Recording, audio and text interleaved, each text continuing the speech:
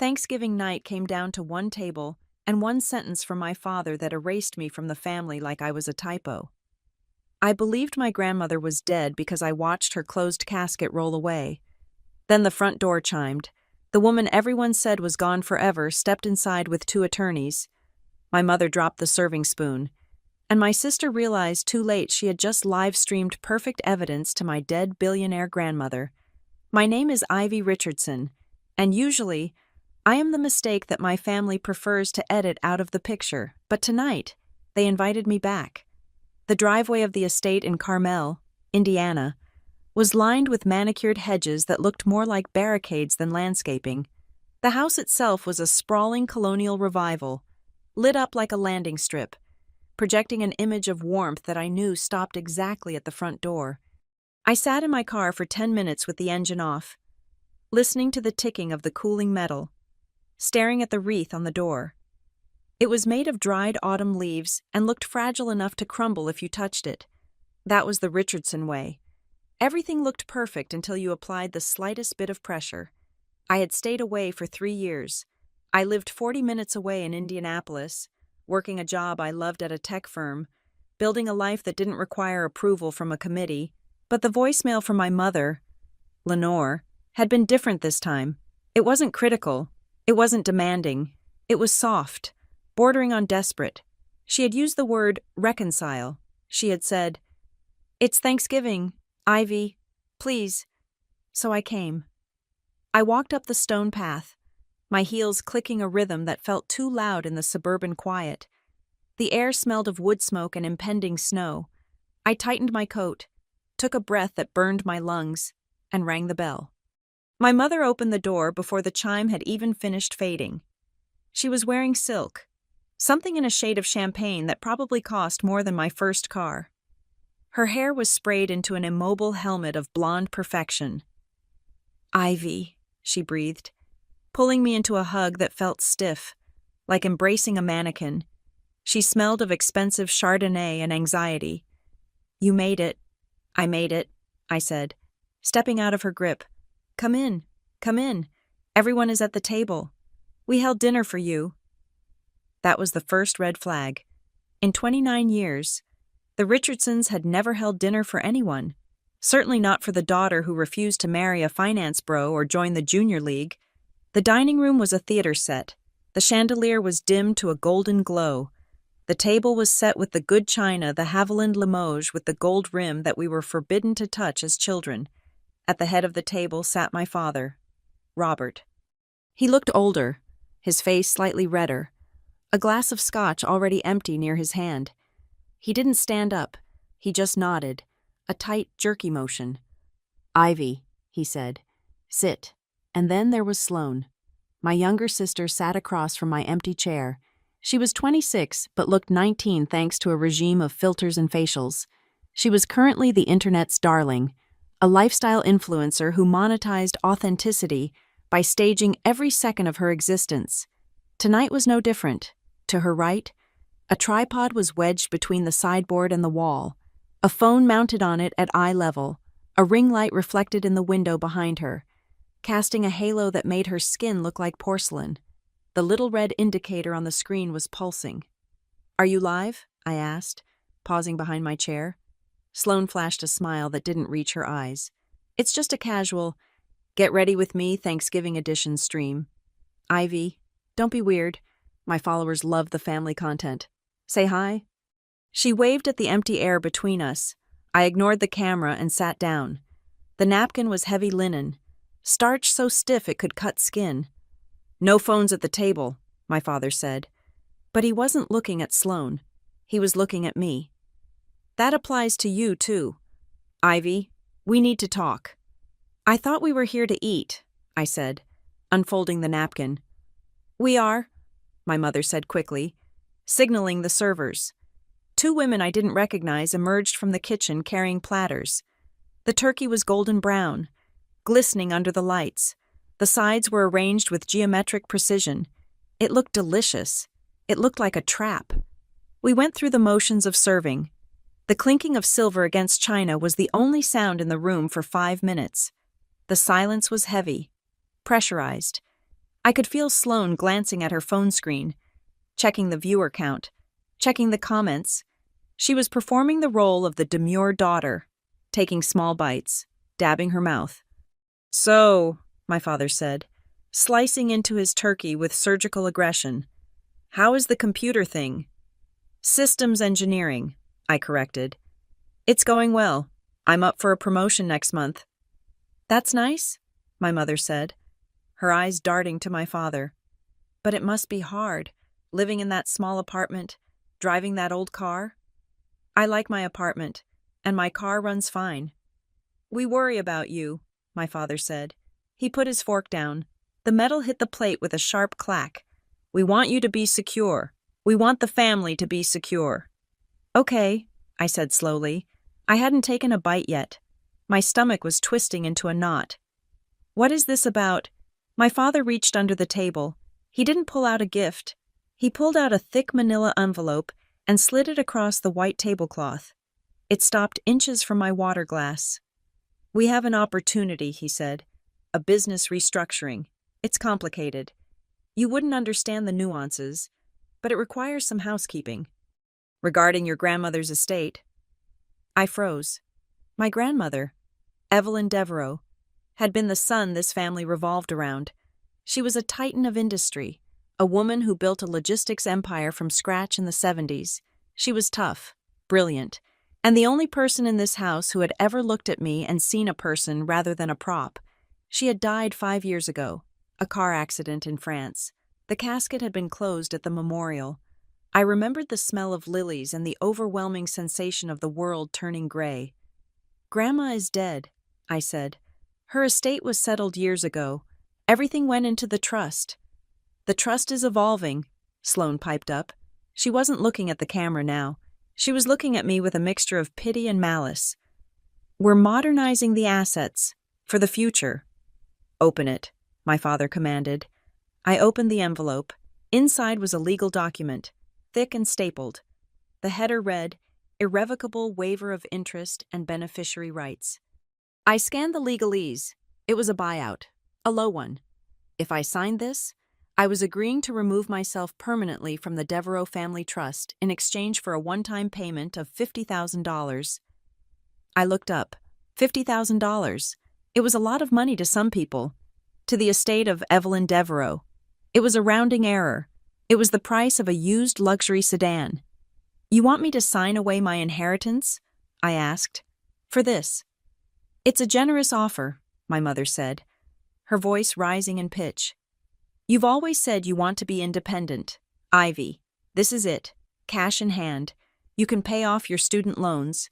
You can fix that car." "Why do you need me to sign this now?" I asked. "If the trust is settled, why does my signature matter?" "It's a formality," my father said. His jaw was tight. "The lawyers need unanimous consent from all potential beneficiaries to restructure the holding company. Sloane has already signed." "Of course she has," I muttered. "Sign it, Ivy," Sloane said, her voice dropping to a theatrical whisper. "Don't ruin Thanksgiving. Mom has been stressed about this all week." I looked at the paper. Then I looked at the camera. I realized then that the angle was perfect. It caught my profile. It caught the concerned looks on my parents' faces. It was framing me as the villain before I had even spoken. "No," I said. My father blinked. "Excuse me." "No," I repeated. I pushed the papers back toward him. "I'm not signing this. I don't know what you're doing with the trust, but I know Grandma Evelyn wouldn't want me to sign a blind waiver 5 minutes into a turkey dinner." "You don't know what she would have wanted," my father snapped. The veneer of calm was cracking. "She was losing her mind at the end. Everyone knows that." "She was sharp as a tack," I shot back. "And she told me to never sign anything without reading it 3 times. I'm here to eat. Dad, I am not here to sign away my life." My father stood up. It wasn't a casual motion. He shoved his chair back so hard it screeched against the hardwood floor. He loomed over the table, his face flushing a deep, dangerous purple. "You ungrateful child," he spat. The room went dead silent. Even the servers froze in the corner. "Robert," my mother whispered, but she didn't reach out to stop him. "We invite you into this house," my father shouted, his voice echoing off the vaulted ceiling. "We offer you a lifeline, a chance to walk away with dignity, and you throw it in our faces." Dignity. I stood up too, my hands shaking. "You're trying to buy me out of the family for pennies. Why? What are you afraid I'm going to find in that trust?" "There is nothing to find," he roared. "This is about loyalty and you have none. You never have. You think you're better than us with your little job and your cheap clothes." "Dad, stop," I said, but my voice wavered. "No, I am done." He pointed a finger at me, shaking with rage. "You want to be independent, fine. You are, as of this moment, you are not a Richardson. I am cutting you off. You get nothing, no money, no contact. Don't call us when you fail. Don't come crawling back when you realize the world doesn't care about you." He looked at the guests, my aunt and uncle, who were staring at their plates, terrified to intervene. "She is out," my father declared to the room. "She is no daughter of mine." I felt the blood drain from my face. It was one thing to be the black sheep. It was another to be publicly executed. "Oh my God," Sloane said. She covered her mouth with her hand, but her eyes were glued to her phone screen. "You guys, I am so sorry you have to see this. My sister she's just always been like this. It's so toxic." I looked at her. "Are you narrating this?" "They're attacking me in the comments. Ivy?" Sloane cried out, turning the victimhood dial up to 10. "They're saying you're a gold digger. Look, user GlamGirl99 says, kick her out. And she doesn't deserve that family. Why do you have to be so greedy? Why couldn't you just sign the paper and be grateful?" "I'm the greedy one." I laughed, a harsh, dry sound. "You're selling our family trauma for likes. Sloane, get out," my father said. His voice was low now. "I take your things and get out of my house." "Gladly," I said. I grabbed my purse. My heart was hammering against my ribs like a trapped bird. I wanted to cry. But I wouldn't give them the satisfaction. Not here, not on camera. I turned toward the hallway. Ding dong. The doorbell chimed. The sound was absurdly cheerful in the heavy, violent atmosphere of the dining room. Everyone froze. We weren't expecting anyone. My parents' social circle knew better than to drop by during the holy hour of the Thanksgiving feast. "Who is that?" my mother asked, wiping a tear that she had managed to squeeze out for the audience. "Probably a delivery." My father grunted. "Ignore it. Ivy was just leaving." Ding dong. It rang again, insistent, authoritative. One of the servers looked at my father, terrified. He nodded curtly. She hurried to the front door. We stood in silence. I was halfway to the archway, my hand gripping the strap of my bag. My father was still standing, his chest heaving. Sloane was adjusting the angle of her phone to capture the hallway. We heard the heavy oak door creak open, then silence. No happy Thanksgiving, no delivery for Mr. Richardson. Just a suspended, heavy silence that seemed to suck the air out of the dining room. Then came the sound of footsteps. Not the server's soft shoes. These were hard, rhythmic strikes against the marble floor of the foyer. Click, click, click. They were joined by the heavier tread of men in dress shoes. A figure appeared in the archway. My mother dropped the silver serving spoon. It hit the platter of sweet potatoes with a dull, wet thud and clattered onto the table. Standing there, framed by the dark wood of the doorframe, was a woman in a charcoal power suit that looked tailored within an inch of its life. She wore black leather gloves. Her silver hair was cut in a sharp, chic bob. She held a cane, but she wasn't leaning on it. She was holding it like a weapon. Behind her stood two men in dark suits carrying briefcases, and behind them, a man who was unmistakably private security, wearing an earpiece. The woman stepped into the light of the dining room. Her eyes were the color of steel, and they were currently burning with a cold, terrifying fire. I stopped breathing. My father fell back into his chair, as if his strings had been cut. "Mother," he whispered. Sloane gasped, her phone wobbling in her hand. "Grandma? Evelyn Devereaux." the woman whose closed casket we had wept over 5 years ago. The billionaire matriarch whose money was currently the subject of the paper lying next to the gravy boat looked around the room. She didn't look dead. She looked like an executioner. Her gaze swept over my trembling mother, my pale father, and the terrified Sloane. Finally, her eyes landed on me. For a split second, the ice in them thawed, just a fraction. Before she looked back at the table, she took one step forward, the sound echoing like a gunshot.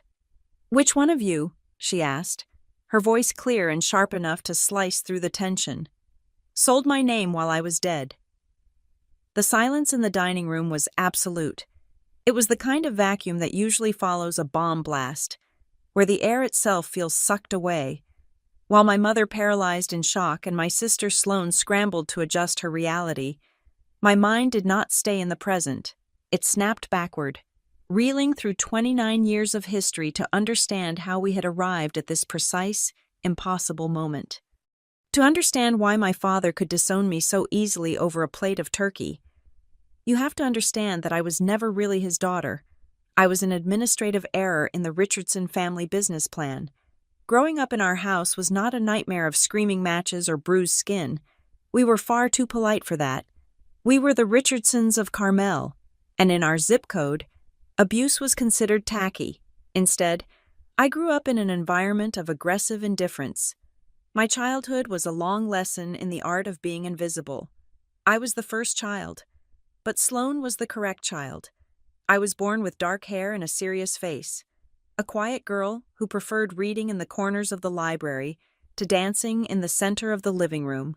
Sloane, born 3 years later, was blonde, bubbly, and desperate for applause. She was the project my parents had actually wanted. Our home was run like a boutique PR firm. Dinner conversations were not about feelings or dreams. They were about optics. My mother would debrief us on our behavior at church as if she were a campaign manager analyzing poll numbers. Did we smile enough? Did we shake the deacon's hand with the right amount of enthusiasm? Did we look like a family that deserved the front pew? I failed these metrics constantly. I asked too many questions. I wore my dresses wrong. I forgot to smile when I didn't feel like smiling. I remembered a Christmas party when I was 12. My mother had dressed us in matching velvet gowns. Sloane spent the evening twirling for the guests, reciting a poem she had memorized, soaking up the praise like a sponge. I spent the evening in the kitchen, helping the caterers arrange appetizers because the conversation in the main hall felt fake and suffocating. When the guests left, my father didn't yell. He just looked at me with a profound disappointment, as if I were a smudge on a window he had just cleaned. He told me that I had embarrassed them by acting like the help. He said that if I couldn't contribute to the family image, I should just stay in my room next time. It wasn't a punishment, it was a dismissal. That was the night I realized I was not a member of the family. I was a prop that didn't fit the set design. Evelyn Devereaux was the only person who saw the strings. My grandmother did not fit the mold of the baking, knitting matriarch. She was terrifying to most people. She had built a logistics empire in a time when men dominated the industry, and she had done it by being smarter and colder than anyone else in the room. She visited us 4 times a year, sweeping in with the energy of a storm front. She never brought us toys. She brought us books on economics, biographies of queens, and on one memorable occasion, a share of stock framed in glass. Sloane hated her gifts. I devoured them. When I was 16, Evelyn found me sitting in the garden, hiding from another one of my mother's garden parties. She sat down on the stone bench next to me, her posture perfect, her cane resting against her knee. She told me that I was the smart one. She said it matter-of-factly, not as a compliment, but as data. She told me that Sloane was a mirror, reflecting whatever people wanted to see. But I was a window. I looked through things. Then she gave me the advice that would save my life. She told me that freedom was a math problem. She said that if I relied on my father for money, I would never own my own voice. She told me to work, to save, and to never sign a contract I had not read 3 times. She said that love in this family was a currency, and the exchange rate was terrible. I held on to those words like a lifeline. While Sloane was being groomed to marry well and influence people, I was studying. I was preparing to get out. And then, 5 years ago, the call came. It was a Tuesday afternoon. My mother called me at my dorm room. Her voice was trembling. But looking back, I am not sure if it was grief or adrenaline. She told me there had been an accident in France, a car crash on a winding coastal road. The details were vague. The authorities were involved. The body was in bad shape. We never saw her. The memorial service was a masterclass in Richardson Theater. The casket was closed, a heavy mahogany box draped in white lilies. The church was packed with business partners, rivals, and politicians. My father gave a eulogy that focused entirely on the legacy of the company and how honored he was to steward it into the next generation. He didn't cry. He looked dignified. He looked ready. I cried. I cried because she was the only one who had ever told me I was enough. I stood by that closed casket and felt a loneliness so deep it felt like physical pain. I believed she was in there. Why wouldn't I? Death is the one thing you don't question. It is the period at the end of the sentence. But after the funeral, the atmosphere in the Carmel house shifted. It was subtle at first, then blatant. My parents, who had always lived comfortably but anxiously, suddenly relaxed. The tension about money that had always hummed in the background vanished. My father bought a boat he didn't know how to sail. My mother renovated the kitchen for the third time in a decade, importing marble from Italy that cost more than my college tuition. They walked taller. They spoke with the arrogance of people who had just won a war. They stopped checking price tags. They started talking about the Devereaux Trust, not as a sacred responsibility, but as a personal piggy bank. I watched this from a distance. I had already left. I followed Evelyn's advice to the letter. I moved out the day I turned 18. I refused to go to the private college my parents selected, the one where I would meet the right sort of boys. Instead, I went to a state university on an academic scholarship. I worked nights as a waitress, then as a library archivist, then as an intern. I drove a 10-year-old sedan with a dent in the bumper. I lived in a walk-up apartment in Indianapolis with questionable plumbing, and I was happy. I was happy because every dollar in my pocket was mine. I didn't have to smile for it. I didn't have to agree with my father's politics for it. I didn't have to be a prop for it. My parents hated my independence. They viewed it as an insult. Every time I declined a check or refused to come home for a gala, they took it as a personal attack. They couldn't understand why I would choose struggle over submission. And then there was Eli. Eli Mercer was everything the Richardsons were not. He was an engineer, a man who understood how things were built and how they broke. He had calluses on his hands and a family that actually liked each other. We had been together for 2 years. When the invitation for this Thanksgiving dinner came, Eli had been the one to spot the trap. He sat at our small kitchen table, looking at the heavy cream cardstock my mother had mailed. He told me to be careful. He said that people like my parents don't reach out unless they want something. He reminded me of our rule no drama. We lived a quiet life. We paid our bills. We cooked dinner together. We watched movies. We didn't do power plays. He offered to come with me, but I told him no. I needed to do this alone. If I brought him, my parents would spend the entire night dissecting his income and his lineage. I wanted to protect him from the toxicity. So I had driven to Carmel alone, armed with my grandmother's old advice and my own hard-won spine. I had expected them to be manipulative. I had expected the guilt trips. I had even expected the bribery attempt with the $50,000. But I had not expected the cruelty. I had not expected my father to look me in the eye and erase me. The ease with which he had done it, the casual way he had severed the bond between parent and child, had been breathtaking. It confirmed every dark thought I had ever harbored about my childhood. They didn't love me. They only loved my compliance. And since they couldn't have that, they had no use for me. Standing there in the dining room, watching my father tremble in his chair, I realized that the pain of being disowned was actually quite small. It was a dull ache, like an old injury acting up in the cold. I had been grieving the loss of my parents for years. Tonight was just the paperwork. But the fear was new, and it was sharp. I looked at the woman standing in the doorway, Evelyn Devereaux, my dead grandmother. She was alive. The sheer logistical magnitude of that fact was crashing down on me. For 5 years, she had been a ghost, a memory, a closed casket. Why Evelyn Devereaux did not do things for dramatic effect. She did not fake her death for a prank. She was a woman of calculation. If she had vanished, if she had let the world believe she was rotting in the ground for 60 months, she had a reason, a desperate, necessary reason, and that was what terrified me. It wasn't that my parents had kicked me out. I could handle that. I had been handling that my whole life. It was the realization that my grandmother, a billionaire with resources beyond imagination, had felt so threatened, so unsafe, or so betrayed that her only option had been to die. I looked at my father's face. The color had drained out of it, leaving him looking like gray putty. He didn't look like a man who was seeing a ghost.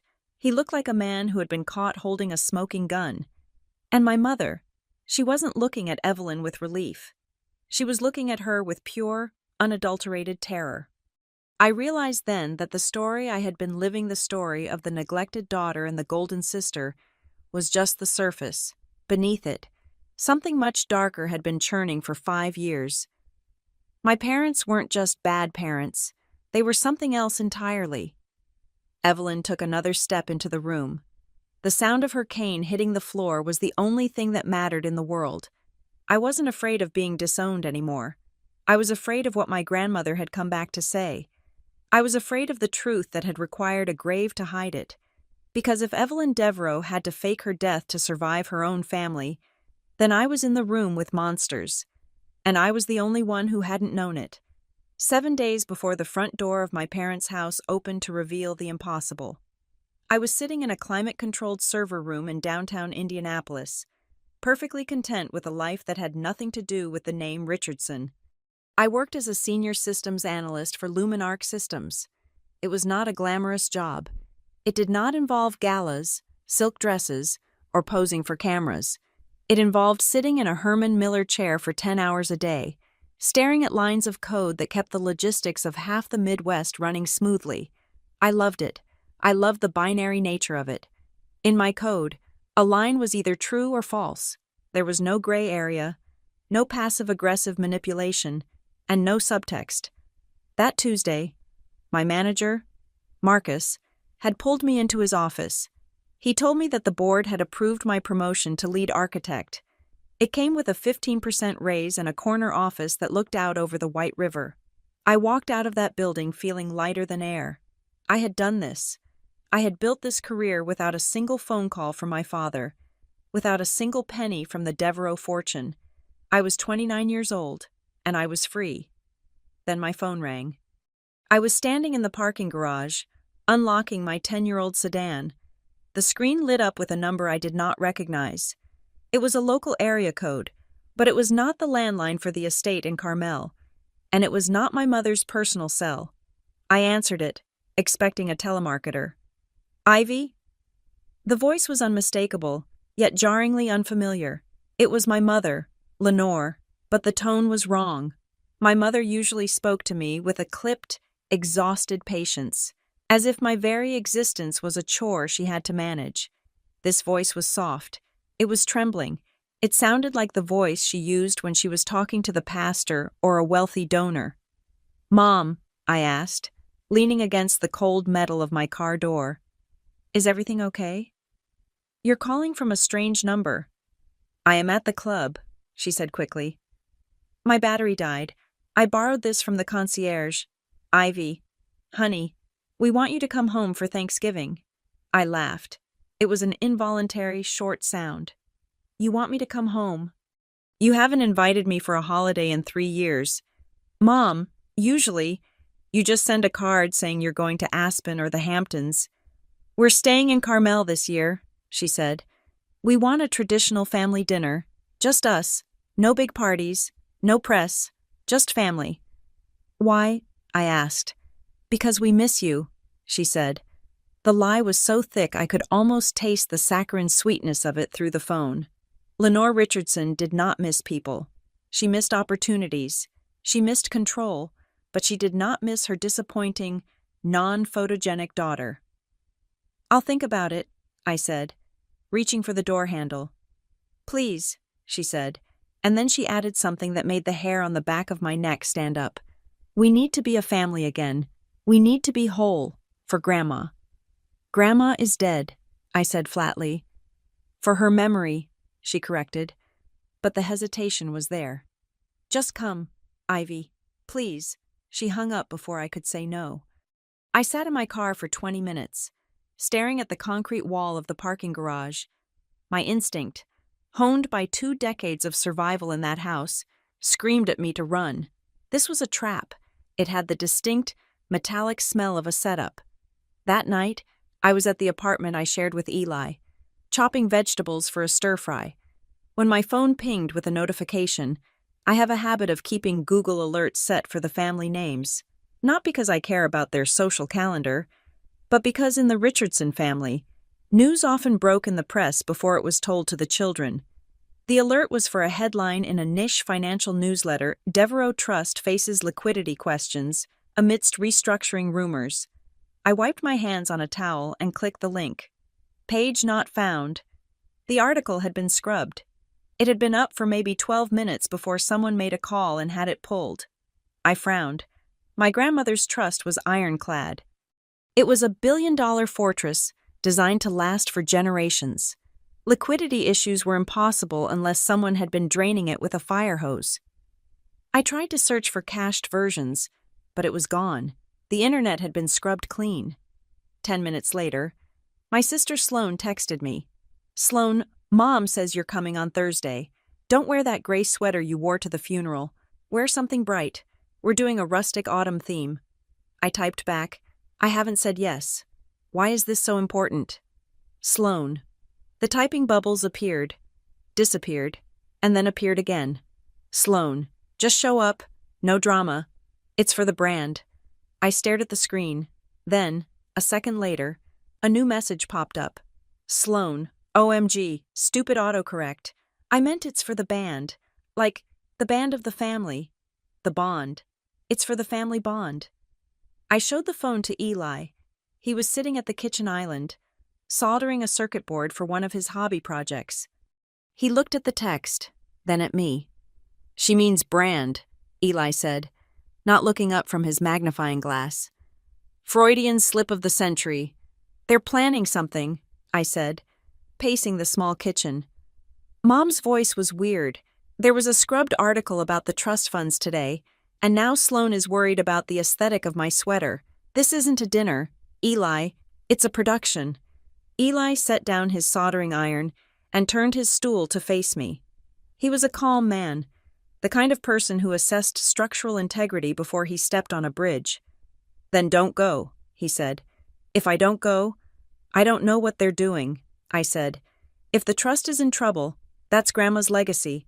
That's the scholarship fund she set up. That's the employee pension plan she created. If my father is wrecking it, I need to know." "Okay," Eli said. "Then go.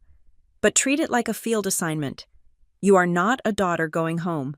You are an engineer inspecting a failing system." He stood up and walked over to me, putting his hands on my shoulders. "Rules of engagement," he said. "Number 1, you drive your own car so you can leave the second things get weird. Number 2, you sign nothing, not a birthday card, not a guest book, certainly not a legal document. Number 3, you send me your location. And number 4, I asked, you record it," he said. "If they are staging something for Sloane's followers, you need your own copy of the raw footage. Voice memo app in your pocket. Turn it on before you walk through the door." It felt paranoid. It felt excessive. But as I drove to Carmel on Thanksgiving Day, watching the gray Indiana cornfields whip past my window, I was grateful for the plan. I pulled up to the gate at 4 o'clock. The sun was already starting to dip, casting long, bruised shadows across the lawn. The first thing I noticed was the light.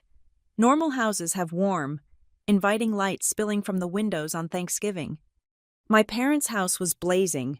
Every exterior floodlight was on. Through the sheer curtains of the dining room, I could see what looked like studio lighting rigs. They were bouncing high-intensity white light off the ceiling to banish any unflattering shadows. I parked my car at the very end of the driveway, facing out. I wanted a quick exit. I checked my phone. I sent my location to Eli. Then I opened the voice recorder app and hit the red button. I slid the phone into the breast pocket of my blazer. "Showtime," I whispered to myself. I walked to the door. I didn't even have to knock. My mother opened it instantly, as if she had been standing on the other side counting the seconds. "Ivy," she exclaimed. The hug was stiff. I felt the microphone pack of a lavalier clipped to her collarbone through her silk blouse. I pulled back and looked at her. "Are you wearing a wire?" I asked, keeping my voice low. "Don't be silly," she laughed, a brittle, high-pitched sound. "It's just we're capturing memories today. Sloan is doing a little project, a video diary for the future." I walked past her into the house. The foyer was staged. I mean that literally. The usual pile of mail on the side table was gone, replaced by a perfectly arranged cornucopia that looked like it had been glued together. The family photos on the wall had been rearranged. The ones of me from my awkward teenage years were gone, replaced by shots of Sloan receiving awards or my father shaking hands with the governor. I walked toward the dining room. "Everyone is seated," my mother said, ushering me forward. "We were just waiting for you." I stepped into the dining room, and the smell of roasting turkey was almost overpowered by the scent of hairspray and ozone from the hot lights. My father was at the head of the table. Sloan was in her seat, checking her reflection in her phone. The tripod was set up. The ring light was glowing. But what stopped me cold was not the cameras. It was the table setting. It was immaculate. Of course, crystal glasses, silver cutlery, heavy linen. But at my place, setting the one empty chair on the left side of the table, there was something that didn't belong. Resting on the charger plate, right where a napkin should have been, was a thick manila envelope. It wasn't a card. It was a legal packet. I saw my name, Ivy Richardson, typed on a label on the front. My stomach dropped. This wasn't a dinner where a conversation would happen and then, perhaps, business would be discussed over coffee. The business was the main course. The envelope was already there. They had printed it, stapled it, and placed it on my plate before I had even arrived. The script was written. I wasn't a guest. I was a signatory. I looked at my father. He didn't smile. He gestured to the chair with a hand that was shaking slightly. "Sit down, Ivy," he said. I looked at the envelope, then at Sloane's camera, which I realized with a jolt was already recording. The red light was steady. I touched the phone in my pocket to make sure my own recording was running. "Happy Thanksgiving," I said, my voice dry as dust. I pulled out the chair and sat down. The envelope stared up at me. A silent threat on the white china. I knew, with absolute certainty, that whatever was inside that packet was going to end my relationship with this family. I just didn't know yet that it would also be the catalyst that would bring the dead back to life. I stared at the envelope on my plate. The paper was heavy, the kind of expensive stock used for wedding invitations or foreclosure notices. Around me, the smell of roasted turkey and sage stuffing was beginning to turn rapidly from appetizing to nauseating. The silence was not peaceful. It was the breathless quiet of a hunter waiting for the trap to snap shut. "Go on," my father said, gesturing with his wine glass. A drop of red Shiraz sloshed over the rim and stained the white tablecloth. He did not bother to wipe it up. "Open it. It is good news. Ivy, we are offering you a fresh start." I slid my finger under the flap. The sound of tearing paper was the only noise in the room. Inside was a document titled, "Deed of Release and Waiver." I scanned the first paragraph, my eyes catching phrases like irrevocable surrender and perpetual silence. "What is this?" I asked, looking up. "It is a solution," my mother said. She clasped her hands together, leaning forward so the light from the chandelier caught the diamonds on her fingers. "We have some wonderful news. Ivy, Sloan is getting married." I looked across the table. Sloan was beaming, a practiced expression of surprised delight that she had likely rehearsed in the mirror for an hour. "Gage Whitmore proposed last weekend," Sloan said, flashing a ring that looked heavy enough to sink a small boat.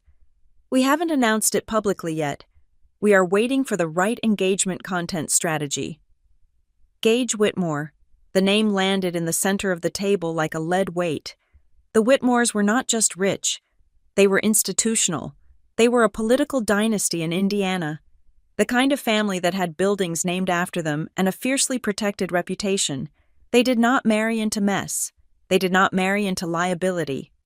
"Congratulations," I said, though the word tasted like ash. "But what does your engagement have to do with me signing a legal waiver?" "The Whitmores value privacy," my father said, cutting into his steak with unnecessary force. "And they value financial transparency. Before the families merge, we need to consolidate the Richardson assets. We need to present a clean, unified portfolio. No loose ends." "I am a loose end," I asked. "You are a complication," he corrected. "The Devereaux Trust is complex. As long as you remain a potential beneficiary, there are questions about the division of assets, questions about future litigation. The Whitmores want assurances that Sloan brings a clear title to her inheritance." "So you want me to disinherit myself so Sloan can look richer for her in-laws," I summarized. "We want to buy you out," my father said. He named a figure, $50,000. I looked at him. 50,000 Grandma's estate was valued in the billions. Even if the trust is locked down, the annual dividends alone would be. "The trust is in a delicate position," my mother interrupted, her voice shrill. "The market has been volatile. There are taxes, ivy, maintenance costs on the properties. You don't understand the burden of wealth. You never have." She took a breath, resetting her face into a mask of maternal concern. "We are offering you $50,000. Ivy, cash. Do you know what that could do for you? You could pay off your little car. You could move out of that apartment. We are trying to help you. We are trying to forgive you for being so difficult all these years." "Forgive me." I laughed, a short, sharp sound that made Sloan flinch. "Forgive me for what? For getting a job, for not needing your permission to breathe. For being ungrateful." Sloan snapped. "You always make everything about you. This is my moment. Ivy, I am marrying Gage. This is going to launch our brand into the stratosphere. Why can't you just support me? Why do you have to be so greedy?" I looked down at the document again. There was a clause on page 3 that caught my eye. It wasn't just about money. It was about rights. It specifically waived my right to request an audit of the trust's activity over the last 5 years. That was the key. They didn't care about my future share. They were terrified of me looking at the past. I looked up, meeting my father's gaze directly. "If Grandma is dead," I said slowly, enunciating every word, "and her will was executed 5 years ago, why do you need my signature now? A closed estate is closed, unless you've been doing something with the trust that requires unanimous consent to hide." The clinking of silverware stopped. My Aunt Patricia, sitting 2 seats down, suddenly found the pattern on her china plate incredibly fascinating. My father's jaw worked, a muscle jumping in his cheek. "That is a very accusatory tone," my mother said, her voice dropping to a whisper. "On Thanksgiving." "It is a logical question," I said. "If the trust is running as it should, my existence shouldn't matter to the Whitmores. The only reason you need me to sign this is if you are trying to change the rules of the trust retroactively, or if you've already broken them." "How dare you?" my father growled. "Family sacrifice, Ivy," my mother interjected, trying to regain control of the narrative. She reached out as if to touch my hand, but stopped short. "Thanksgiving is about gratitude. It is about putting the whole above the individual. Look at this table. Look at this food. We provided this. And all we ask is that you do one small thing to ensure your sister's happiness." Happiness. I pointed at the camera that was still blinking its red recording light. "Is that what this is? Or is this just another asset acquisition?" Sloan slammed her hand onto the table. "You are just jealous. You have always been jealous because Grandma Evelyn liked you best." The room went quiet. Sloan had said the quiet part out loud. "She didn't like me best," I said softly. "She just respected me." "She spoiled you," Sloan hissed, her face contorting in a way that would definitely need to be edited out of the final vlog. She gave you all her time. She took you to the office.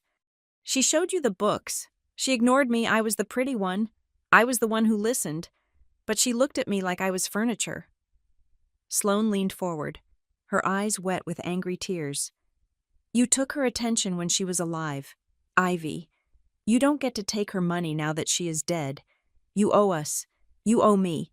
You need to pay for all those years you were her favorite by disappearing. That is the price. That is enough, Sloane, my father said. But he didn't look displeased.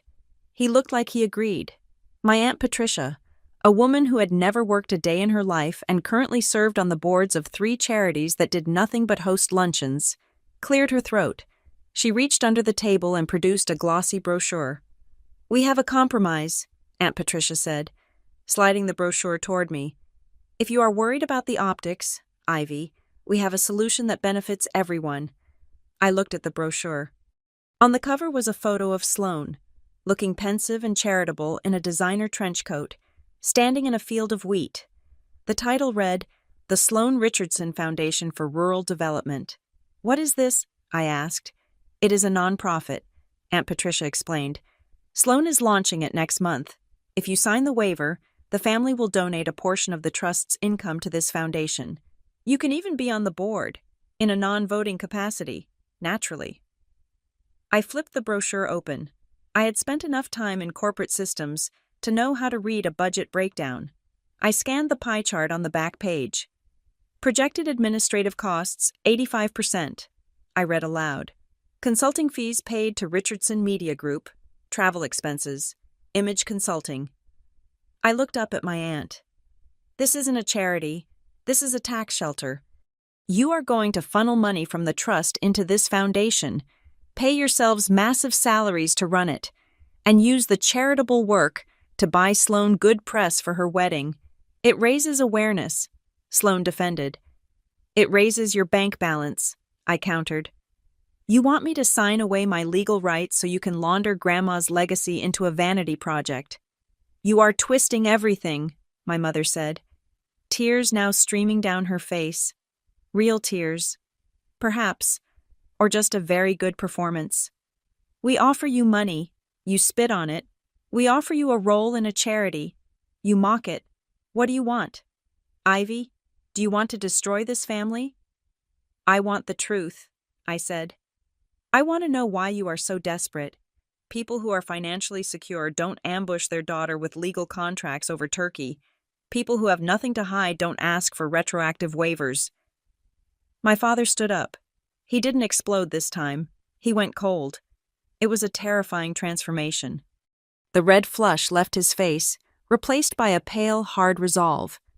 He looked at the camera, then he looked at me. He reached into his jacket pocket and pulled out a fountain pen. It was black with gold trim. He unscrewed the cap with slow, deliberate movements.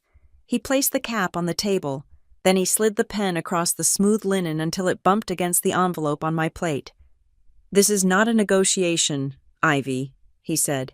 His voice was low, barely a murmur, but it carried to every corner of the room. We have indulged your rebellion for too long. We have let you play at being poor. We have let you pretend you are better than us.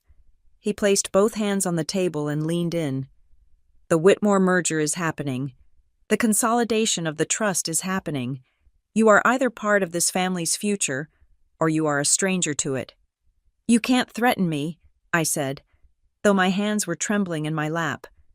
I have a job. I have a life. You have a job because I haven't made a phone call to your CEO yet. My father said, You have an apartment because I haven't bought the building and evicted you. Do you understand how small you are? Ivy, do you understand that without the Richardson name, you are nothing? Robert, my mother gasped, but she didn't stop him. She watched, waiting to see if I would break. Sign the paper, my father commanded. Take the 50,000. Go back to your little life. We will send you a Christmas card. He pointed a finger at the document. Or refuse. And if you refuse, you walk out that door and you never come back. I will scrub your name from the family Bible. I will tell the Whitmores you are mentally unstable. I will ensure that every door in this state is closed to you. The room held its breath. The hum of the refrigerator in the distant kitchen was audible. Sloane was holding her breath, her eyes wide, capturing every second of my humiliation for her private archive. I looked at the pen. It was a Mont Blanc, expensive, elegant, a tool for signing treaties and death warrants. I looked at the document. It was a surrender. Then I looked at my father. I saw the fear behind his eyes. He wasn't doing this because he was strong. He was doing this because he was cornered. He needed that signature. Without it, something was going to collapse. I am not signing away my voice to keep your picture perfect, I said. My father's face hardened into stone. Then you have made your choice, he said. Sign, or you are not a Richardson anymore. I think, I said, pushing the pen back toward him, that I never really was. I started to stand up. That was the moment the script broke. That was the moment the polite fiction of a family dinner dissolved into the raw, ugly reality of the disowning. But just before I could turn away, just before my father could deliver his final, public banishment, I saw my mother's eyes widen. She wasn't looking at me. She was looking past me, toward the hallway, where the doorbell had just begun to chime. I pushed the Mont Blanc pen back across the linen tablecloth. It rolled over the heavy weave of the fabric and came to rest against my father's wineglass with a delicate chink. That tiny sound was the gavel banging down on my sentence. Sloane let out a dramatic gasp, her hand flying to her chest. She looked at her phone screen, her eyes widening in a performance of shock that was too perfect to be real. "Okay, guys," she whispered to the camera, her voice trembling. "I have to turn this off. This is too personal. I can't let you see this." She tapped the screen. The screen went dark for a fraction of a second, and then it lit up again with a different interface. A small green icon appeared in the corner, a padlock symbol. She hadn't ended the stream. She had switched it to subscriber-only mode. She had just gated the family trauma behind a paywall. I saw the viewer count drop from 12,000 to a concentrated, hungry 300. These were her inner circle, the fans who paid $20 a month for the exclusive, unpolished content. She hadn't protected my dignity. She had just increased the ticket price for my execution. "You are making a mistake," my father said. His voice was no longer loud. It was a low rumble, vibrating with a fury that felt far more dangerous than his earlier shouting. "You think you can walk away from this table and just exist? You think the world is kind to women with no name and no backing?" "I think the world is indifferent," I said, pushing my chair back. The legs scraped against the hardwood floor, a harsh screech that made my mother flinch. "And I prefer indifference to this." I stood up. My legs felt heavy, as if the gravity in the room had doubled, but I kept my chin high. I reached for my purse, which was hanging on the back of my chair. My mother moved faster than I thought possible. She lunged from her seat, her silk dress rustling violently, and grabbed the strap of my bag before I could shoulder it. She didn't strike me. It wasn't an act of violence. It was an act of panic. She gripped the leather strap with both hands, her knuckles turning white, anchoring me to the spot. "You do not walk out on us again," she hissed. Her face was inches from mine. I could see the cracks in her foundation, the terror swimming in her eyes. "We are not done, Ivy. You sit down. You sign that paper. You fix this." "Let go of my bag, Mom," I said calmly. I didn't pull back. I didn't want to turn this into a tug-of-war that Sloane could clip into a viral moment. "No," she cried. "You are selfish. We have sacrificed everything to keep this family afloat. We have smiled when we wanted to scream. We have posed. We have played the game, and you just want to burn it down because you were too weak to play your part." "I wasn't weak," I said, looking her in the eye. "I was just real. And that's what you can't stand." I firmly peeled her fingers off the strap, one by one. Her grip was strong, fueled by hysterical strength. But I was younger, and I was not drunk on Chardonnay and fear. I freed the bag and slung it over my shoulder. My mother stumbled back, catching herself on the edge of the table. She looked at my father, her eyes wide and pleading. "Robert, do something." My father stood up. He didn't rush. He rose to his full height, smoothing his jacket, He looked like a judge pronouncing a death sentence. "You are right, Ivy," he said. The room went deadly quiet. Even Sloane stopped whispering to her phone. "You are not weak. You are a cancer. You are a malignancy in this family that we should have cut out years ago." He pointed a finger at me. It was not shaking anymore. "I am disowning you," he declared.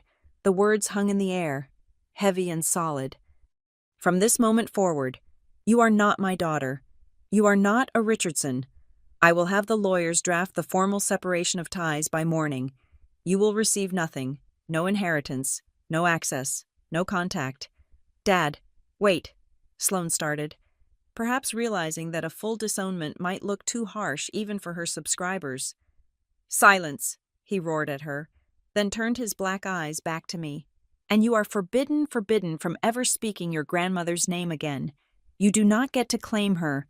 You do not get to mourn her. You are a stranger to her memory. If I hear that you have used the Devereaux name to open a door, to get a loan, to get a job, I will sue you for fraud. Do you understand me?" I felt a cold chill wash over me. It wasn't fear. It was the sensation of a cord being cut, the final tether that held me to my childhood, to the hope that maybe, just maybe, they loved me in their own broken way, was severed. Sloane was narrating again, her voice a breathless, teary whisper directed at the lens. "Oh my God.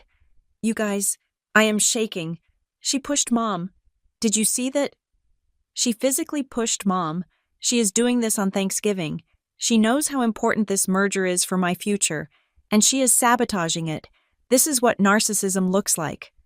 I could see the comments flying up the side of her screen, a blur of angry emojis and text. "Toxic sister. Kick her out.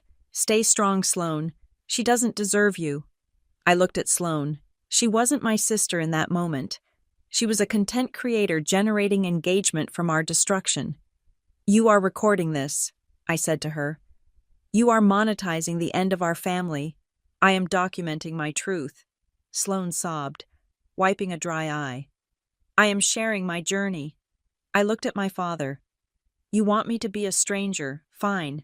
I will be a stranger, but remember this, strangers don't keep secrets." "Is that a threat?" My father sneered. "You have no power. Ivy, you are a systems analyst with a used car. We are the Richardsons. We are the institution. You are just a typo. We are finally correcting." I took a deep breath. The air in the room smelled of expensive wax and betrayal. I wanted to scream. I wanted to flip the table, but I remembered Eli's voice. "Observe. Don't engage." "If love needs paperwork," I said, my voice quiet but steady enough to be picked up by every microphone in the room, "then it isn't love. It's a transaction, and I am done being your currency." I turned my back on them. I walked toward the archway that led to the foyer. "Then you are nothing to us," my mother screamed after me. Her voice cracked, losing all its polished elegance. It was raw and ugly. "You walk out that door, and you are dead to us. You hear me? Dead." I reached the foyer. My hand was hovering over the brass handle of the front door. I was ready to step out into the cold, clean air of the Indiana night. I was ready to drive away and never look back, but I never touched the handle. Before my fingers could graze the metal, the doorbell rang. Ding dong. The sound was incongruous. It was cheerful. It was polite. It was the sound of a neighbor bringing a pie, or a carol singer arriving a month early. I froze. Behind me, in the dining room. The shouting stopped instantly. The silence that followed was confused, heavy. "Who is that?" my father barked. "I told you to ignore it." "It might be the police," my mother whispered, panic rising in her voice. "Did the neighbors hear us shouting?" "I'll get it," I said. "No," my father shouted.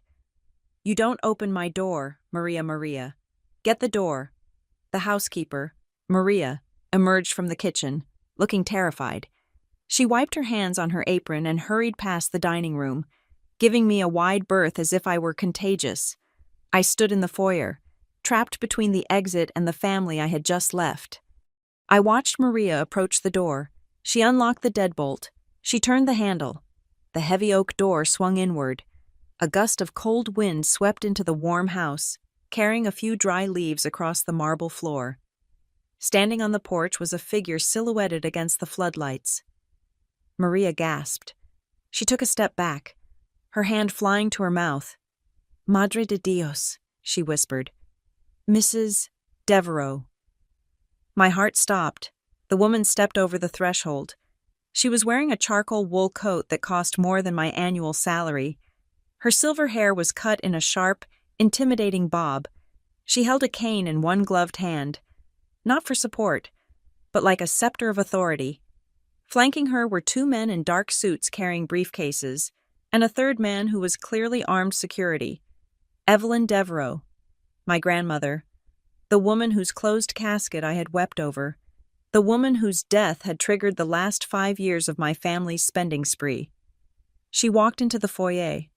She didn't look at Maria. She didn't look at me. Though she passed within inches of where I stood frozen, she walked straight to the archway of the dining room. My father made a sound that was half gasp, half choke. My mother dropped the serving spoon she had just picked up. Sloane's phone slipped in her hand, the camera angle tilting wildly to the ceiling before she caught it. Evelyn stood there. She looked at the feast. She looked at the terrified faces of the people who had spent her money and sold her memory.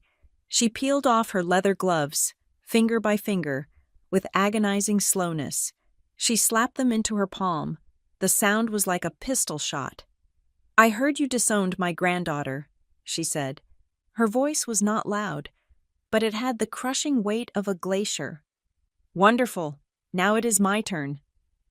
The silence that followed Evelyn Devereaux's entrance was not empty. It was heavy, suffocating, and absolute. It was the kind of silence that usually happens right before a building collapses. My father, Robert, was gripping the edge of the table so hard his knuckles were the color of bone. My mother, Lenore, was pressing a napkin to her mouth, her eyes wide and unblinking, as if she were trying to physically hold back a scream.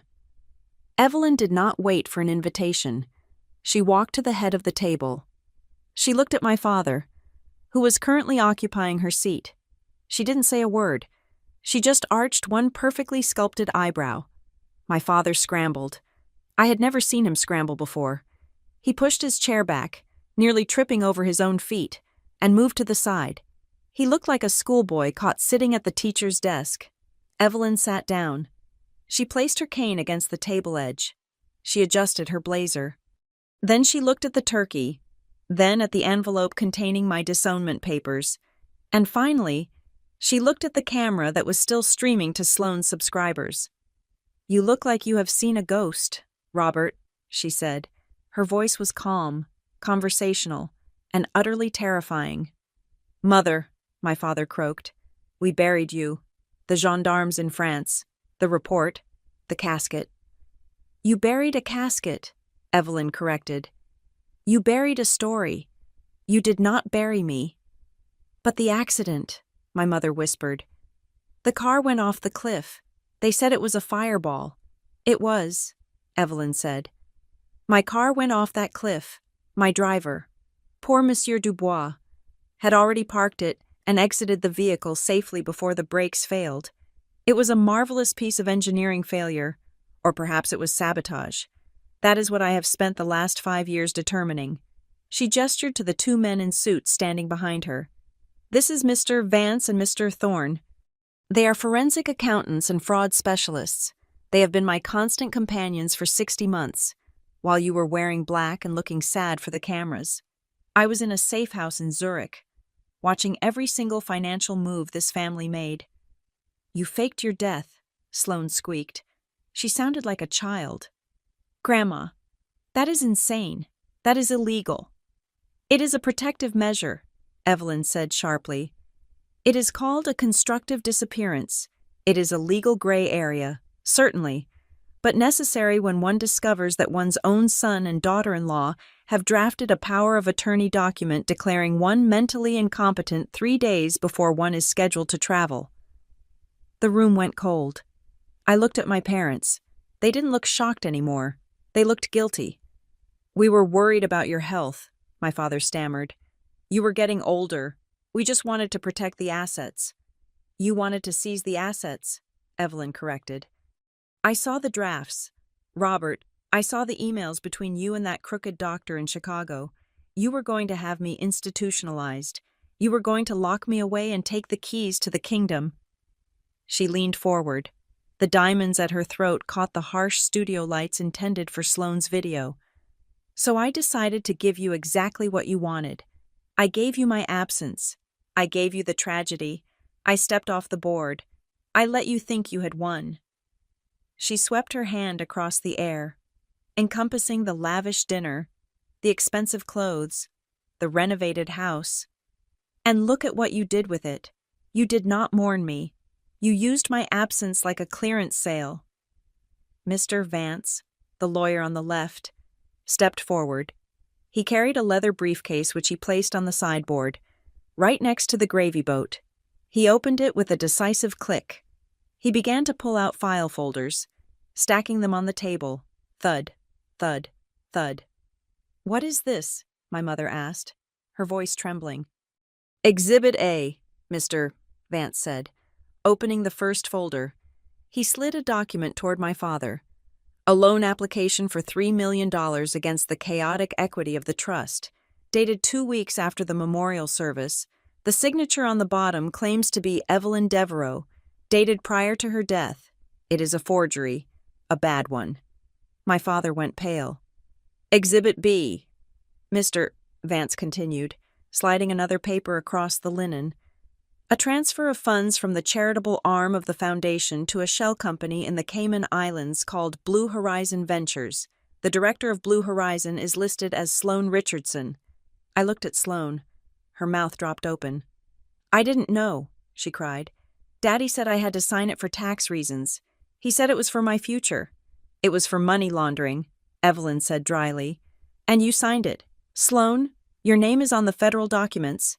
Exhibit C." The second lawyer, Mr. Thorne, spoke up. He placed a thick stack of papers in the center of the table. "This is the most interesting. This is the attempt to restructure the trust that you were trying to force Ivy to sign tonight. You are trying to consolidate the assets because you are insolvent. You have drained the liquid cash. You are leveraging the real estate. You need Ivy to waive her rights because if she audits the books, she will see that the trust is empty." I felt the blood drain from my face. "Empty?" I asked. "Grandma built a billion-dollar empire. How could they empty it in 5 years?" "They didn't empty the assets," Evelyn said to me, her voice softening slightly. "They spent the cash reserves. They mortgaged the buildings. They leveraged the stock. They have been living like kings on credit, using my name as the collateral." She turned back to my parents. The look on her face was one of pure disgust. "You thought the trust was a bottomless pit. You bought boats. You bought villas. You bought politicians. And you thought that because I was dead, no one was watching the ledger. It was an investment strategy," my father shouted. He was sweating now, heavy beads of perspiration rolling down his forehead. "We were modernizing. We were going to pay it back once the Whitmore merger went through. It was a bridge loan." "It was theft," Evelyn said, "and the bridge has collapsed." Sloane let out a frantic, high-pitched laugh. She looked around the room, her eyes darting from the lawyers to the security guard to Evelyn. Okay, I get it," she said. She looked at the camera. "This is a prank, right? Is this a prank show? Did Gage set this up? Is this a test of my loyalty before the wedding?" She looked at Evelyn with a desperate, pleading smile. "Grandma, you're not really alive, right?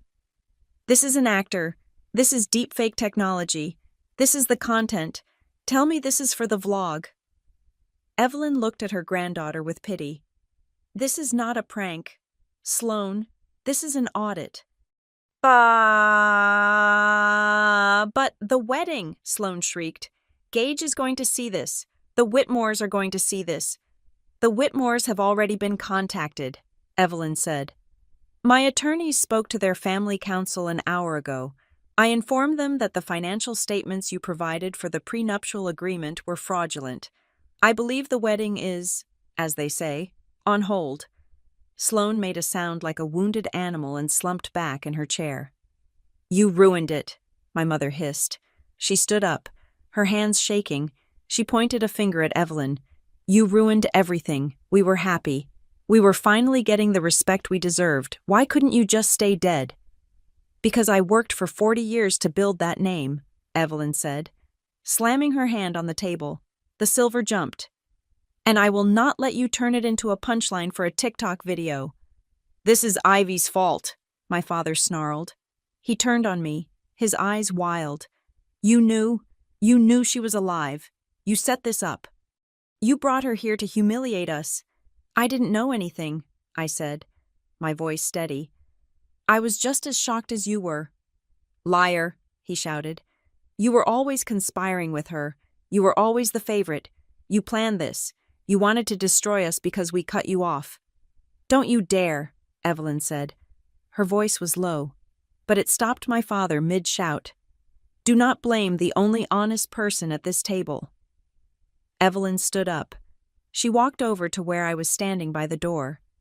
She looked at me, really looked at me, for the first time in 5 years. Her eyes were older, tired, but they were the same steel gray I remembered. I am sorry, Ivy, she said. I am sorry I had to leave you alone with them. It was the only way to get the evidence I needed. If I had told you, they would have broken you to get to me. I had to let you think I was gone so you would be safe from their schemes. I wasn't safe, I said softly. They erased me. I know, she said. I heard. She turned back to the table. Mr. Vance, freeze the accounts. Already done, Ms. Devereaux, the lawyer said. As of 6 minutes ago, all access to the Devereaux Trust, the subsidiary accounts, and the personal credit lines of Robert and Lenore Richardson has been suspended. The banks have been notified of the fraud investigation. You can't do that, my father screamed. We have bills, we have mortgages, we have a reputation. You have nothing, Evelyn said. You are trespassing in my house. You are driving cars paid for with stolen funds, and unless you want to be escorted out in handcuffs by the state police, you will sit down and shut up. She looked at the camera. The red light was still blinking. The subscriber-only stream was still live. Sloane had been too catatonic to turn it off. Evelyn walked over to the tripod. She looked directly into the lens. Who is watching this? She asked. The inner circle. Sloane whispered. 300 people. Good, Evelyn said. My mother lunged forward. Turn it off, Sloane. Turn it off right now. Leave it, Evelyn commanded. She pointed a gloved finger at the phone. You wanted to document your life, Sloane. You wanted to show the world the truth about the Richardson family. Well, you succeeded. Evelyn smiled. A cold, sharp smile that promised retribution. Your own camera just became my witness. Every word your father said, every threat, every admission of the forgery, it is all recorded. And Mr. Vance has already subpoenaed the footage. She looked at my father. You disowned your daughter on a live stream, Robert, and now that live stream is going to be the evidence that puts you in prison. The transformation of my parents' house from a Thanksgiving venue into a forensic crime scene happened in less than an hour. The turkey sat cold and untouched on the dining table, a centerpiece to a disaster, while the living room was commandeered by Evelyn's team. This was not a family dispute anymore. It was a corporate raid. Mr. Vance and Mr. Thorne, the attorneys, were not just lawyers. They were sharks in bespoke suits. They set up a secure server on the coffee table, their laptops glowing against the dim mood lighting my mother had arranged. I watched them work, and for the first time in my life, I felt a sense of professional kinship in this house. This was my world. Data, systems, the undeniable binary of truth and lies. Ivy, Evelyn said. She was sitting in my father's favorite leather armchair, sipping a cup of tea that Maria had brought her with trembling hands. You understand systems, You understand how people try to hide things in the dark corners of a network. Sit with Mr. Thorne. I want you to see exactly what your inheritance was funding. My father started to protest from the hallway, where he was pacing like a caged tiger. She has no right. That is confidential financial data. It is my money, Robert, Evelyn said, her voice cutting through the air like a razor. And since you tried to force Ivy to sign a waiver regarding it, I think she deserves to see what she was waiving. I sat down next to Mr. Micah Thorne. He angled the screen toward me. We have been running a mirrored tap on the household IP address for 3 months, Thorne explained, his voice low and clinical. But once we accessed the physical devices tonight, we found the deleted archives. Your parents are not tech-savvy. Ms. Richardson, they believe that dragging a file to the trash bin makes it disappear. I looked at the screen. It was a slaughter. The investigation unfolded like a thriller. But the weapon was not a gun. It was a credit card. We traced the timeline of the last 5 years. It started small.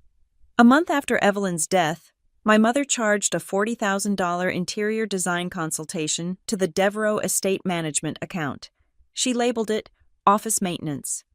Then it accelerated. I saw loans, massive, staggering loans taken out against the equity of the commercial warehouses the trust owned. My parents had used the assumption of my grandmother's death to convince banks that they were the de facto owners. They had leveraged a logistics empire to fund a lifestyle. They were building a house of cards, I murmured, scrolling through a list of withdrawals. Look at this. They took out a second mortgage on this house, then used the loan money to pay the interest on the first loan. It is a Ponzi scheme. And here's the kicker, Thorne said, opening a new window. The charity. I leaned in. The Sloan Richardson Foundation for Rural Development, the brochure my aunt had handed me at dinner. We audited the inflows and outflows, Thorne said. 92% of the donations came from the Devereaux Trust. It was an internal transfer. They moved tax-free money from the grandmother's estate into the granddaughter's nonprofit. And where did it go? I asked. Thorne clicked a folder labeled Expenses. It was grotesque. There were invoices for image consulting paid to a firm in Los Angeles that represented Sloan. There were charges for travel and logistics that matched the dates of Sloan's trip to the Maldives last year. There were receipts for uniforms that were actually from Chanel and Prada. They were laundering money through Sloan's face, I said, feeling sick. They used the charity to pay for her influencer career. Every time she posted about giving back, she was actually just spending stolen money. Precisely, Evelyn said from the armchair. They were buying fame with my retirement fund. The most painful discovery, however, did not come from a spreadsheet. It came from a phone call. My cell phone buzzed in my pocket. It was a number I didn't recognize, but the area code was local. I stepped into the foyer to answer it, away from the hum of the hard drives. Is this Ivy Richardson? A rasping elderly voice asked. Yes, I said. This is Arthur Henderson. I used to be the head bookkeeper for your grandmother, back in the 90s. I remembered him. A kind man with thick glasses who used to give me peppermints when I visited the office. Mr. Henderson. I heard the news, he said. The networks are buzzing. Evelyn is back. I just wanted to tell you something. Ivy. Now that it is all coming out. He paused, and I could hear him breathing heavily. That scholarship you got to the university, he said. The Future Leaders of Indiana grant. Yes, I said. I applied for it my senior year. It saved me. You didn't apply for it, Ivy, he said gently. It didn't exist. Evelyn created it. She set up the Shell Corporation, funded it with exactly enough for your 4 years of tuition, and had me send the acceptance letter. She knew your parents wouldn't pay for state school. She knew they would cut you off if you didn't go where they wanted. She wanted to make sure you had a parachute. I stood there in the foyer, gripping the phone. Tears pricked my eyes, hot and sudden. For 10 years, I had prided myself on doing it all alone. I thought I was the one person in this family who had never taken a dime from the Devereaux fortune. But I was wrong. I hadn't been alone, even from the shadows.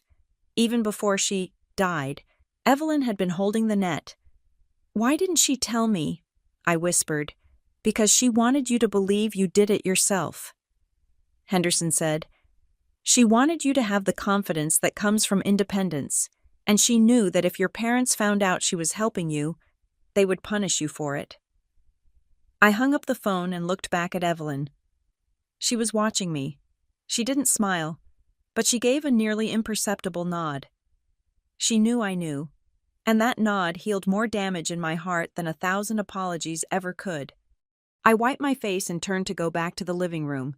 Sloane blocked my path. She had stopped crying. She had fixed her makeup, though her eyes were still rimmed with red. She wasn't holding her phone. She looked small, stripped of her digital armor. "Ivy," she said. Her voice was low, urgent. "We need to talk. I have nothing to say to you. Sloane, please." She grabbed my arm. Her grip was desperate. "You have to stop her. You have to tell Grandma to stop the audit. Gage is calling me. His lawyers are freaking out. If this comes out, if the charity thing comes out, I lose everything. I lose the wedding. I lose the sponsorships. I lose my life." "You lose the life you stole," I said, pulling my arm away. "I can fix it," Sloane whispered. "I will make a public apology. I will post a video. I will say I was wrong. I will tell everyone you are the best sister in the world. I will give you a shout-out. Do you know what that is worth? I have 2 million followers. Ivy, I can launch your career." I stared at her. She still didn't get it. She thought everything was a commodity. She thought honor was something you could trade for exposure. "You think you can buy me with an Instagram post?" I asked. "I am offering you a platform," she hissed. "I am offering to make you popular. Just tell Grandma it was a misunderstanding. Tell her we were just borrowing it." "Sloane," I said, leaning in close, "you don't get to rent integrity. You don't get to buy a conscience when you get caught. You participated in fraud. You spent money that was meant for sick children on handbags. There is no filter that fixes that." I walked past her. She stood there, stunned, as if I had spoken a language she didn't understand. Back in the living room, the atmosphere had shifted from analytical to combative. My parents were huddled with their personal attorney, a man named Sterling who had arrived 20 minutes ago and looked like he wanted to be anywhere else. "We are filing an emergency motion," my father announced. Trying to regain his composure, he stood tall, adjusting his cuffs. "We are challenging Evelyn's competency." Evelyn laughed. It was a dry, dusty sound. "Competency. You have been missing for 5 years," my father said, his voice gaining strength. "You have been living in isolation. You clearly suffered a mental break after the accident. You are paranoid. You are delusional. These accusations, this audit, it is all a symptom of dementia. We are filing for immediate guardianship of the estate and of you." It was their Hail Mary. If they could prove she was crazy, the evidence didn't matter. They could lock her up and seal the records. Mr. Vance didn't even look up from his laptop. He just reached into his briefcase and pulled out a blue folder. "We anticipated this," Vance said. "This is a comprehensive psychiatric evaluation conducted 3 days ago in Zurich by Dr. Alistair Sterling, the leading forensic psychiatrist in Europe. It certifies that Ms. Devereaux is of sound mind, exceptional cognitive ability, and fully capable of managing her affairs." He slid the folder across the table. "And," Vance added, "we also have a signed affidavit from your own family doctor, Robert, the one you tried to bribe last week to retroactively declare Evelyn incompetent. He chose immunity over jail time. He gave us the emails." My father collapsed onto the sofa. The fight went out of him like air leaving a balloon. "Bring everyone to the library," Evelyn said. She stood up, taking her cane. Now, we filed into the library. It was a room lined with books that my parents never read. Evelyn stood by the fireplace. The flames were dead, just cold ash in the grate. "I called this meeting," Evelyn said, looking at my parents and Sloane, "not to argue. I am done arguing. I called it to let you finish digging your own graves." "What do you mean?" my mother whispered. My team has reconciled the accounts for the last 5 years. Evelyn said, "We found the loans. We found the charity fraud. We found the cars. But there was one thing that didn't make sense." She nodded to me. "Ivy, tell them what you found in the pending transaction folder." I stepped forward. I held the tablet in my hands. My heart was pounding because I knew this was the nail in the coffin. "At 11:59 last night," I said, my voice steady. "There was a scheduled wire transfer initiated from the main trust account." I looked at my father. He looked away. "It was for $10 million, I continued. "It was routed to a numbered account in the Cook Islands.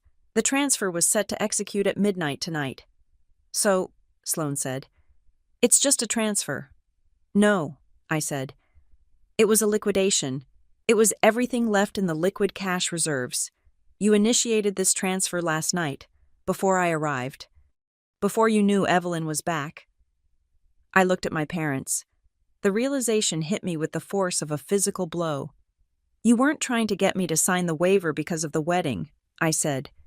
"You were trying to get me to sign it because you were planning to run. You were going to empty the account, take the $10 million, and leave the country. You were going to leave me here to deal with the collapse. You were going to leave me to explain to the authorities why the trust was empty.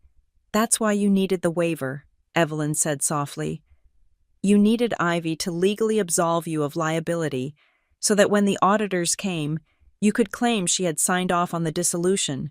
You were going to frame her." My mother put her face in her hands and began to sob.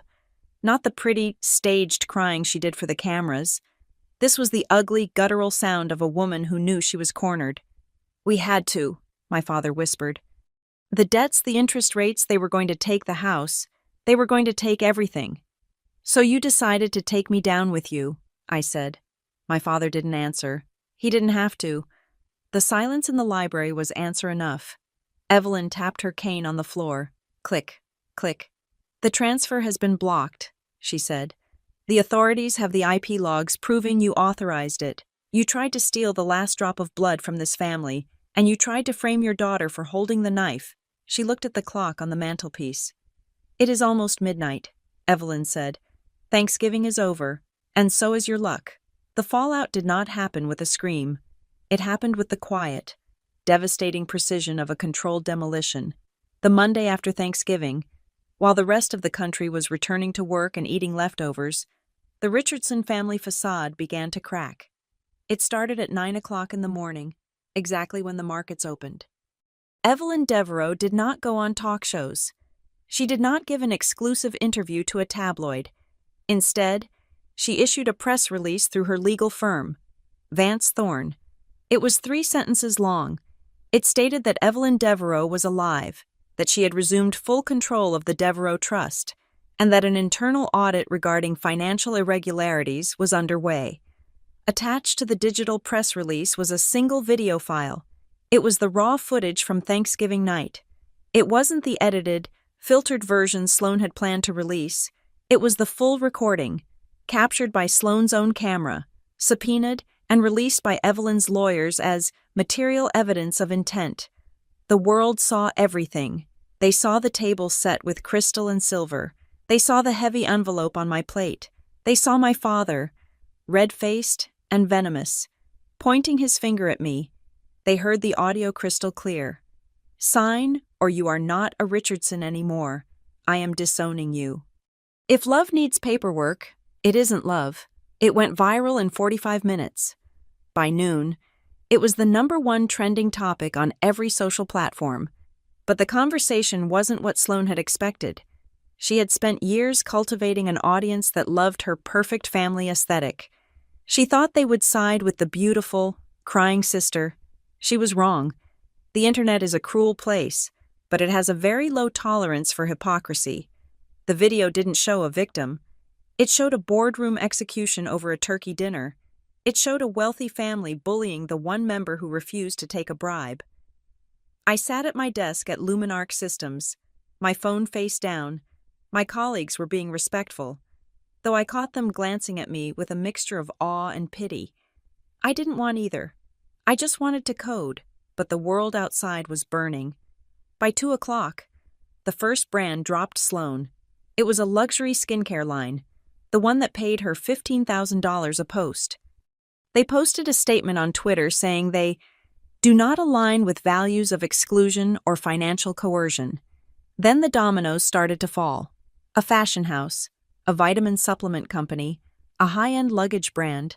Within 6 hours, Sloane lost 80% of her sponsorship income.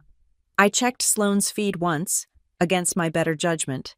The comments section, usually a garden of praise and heart emojis, had turned into a war zone. You sat there and filmed your dad kicking your sister out. Where did the charity money go? Sloane unfollowing. This is disgusting. Team Ivy. The hashtag made me wince. I didn't want a team. I didn't want to be a character in their drama. But I realized that for the first time, the perfect image my parents had sacrificed everything to build was actually the thing destroying them. They had lived for the public eye, and now the public eye was dissecting them. My parents were not spared. In Carmel, reputation is currency, and my parents had just declared bankruptcy. My mother, Lenore, was removed from the host committee of the Winter Gala. It was a polite email, I am sure, citing current distractions. But the message was clear: you are toxic. You are not welcome. My father, Robert, faced a colder reality.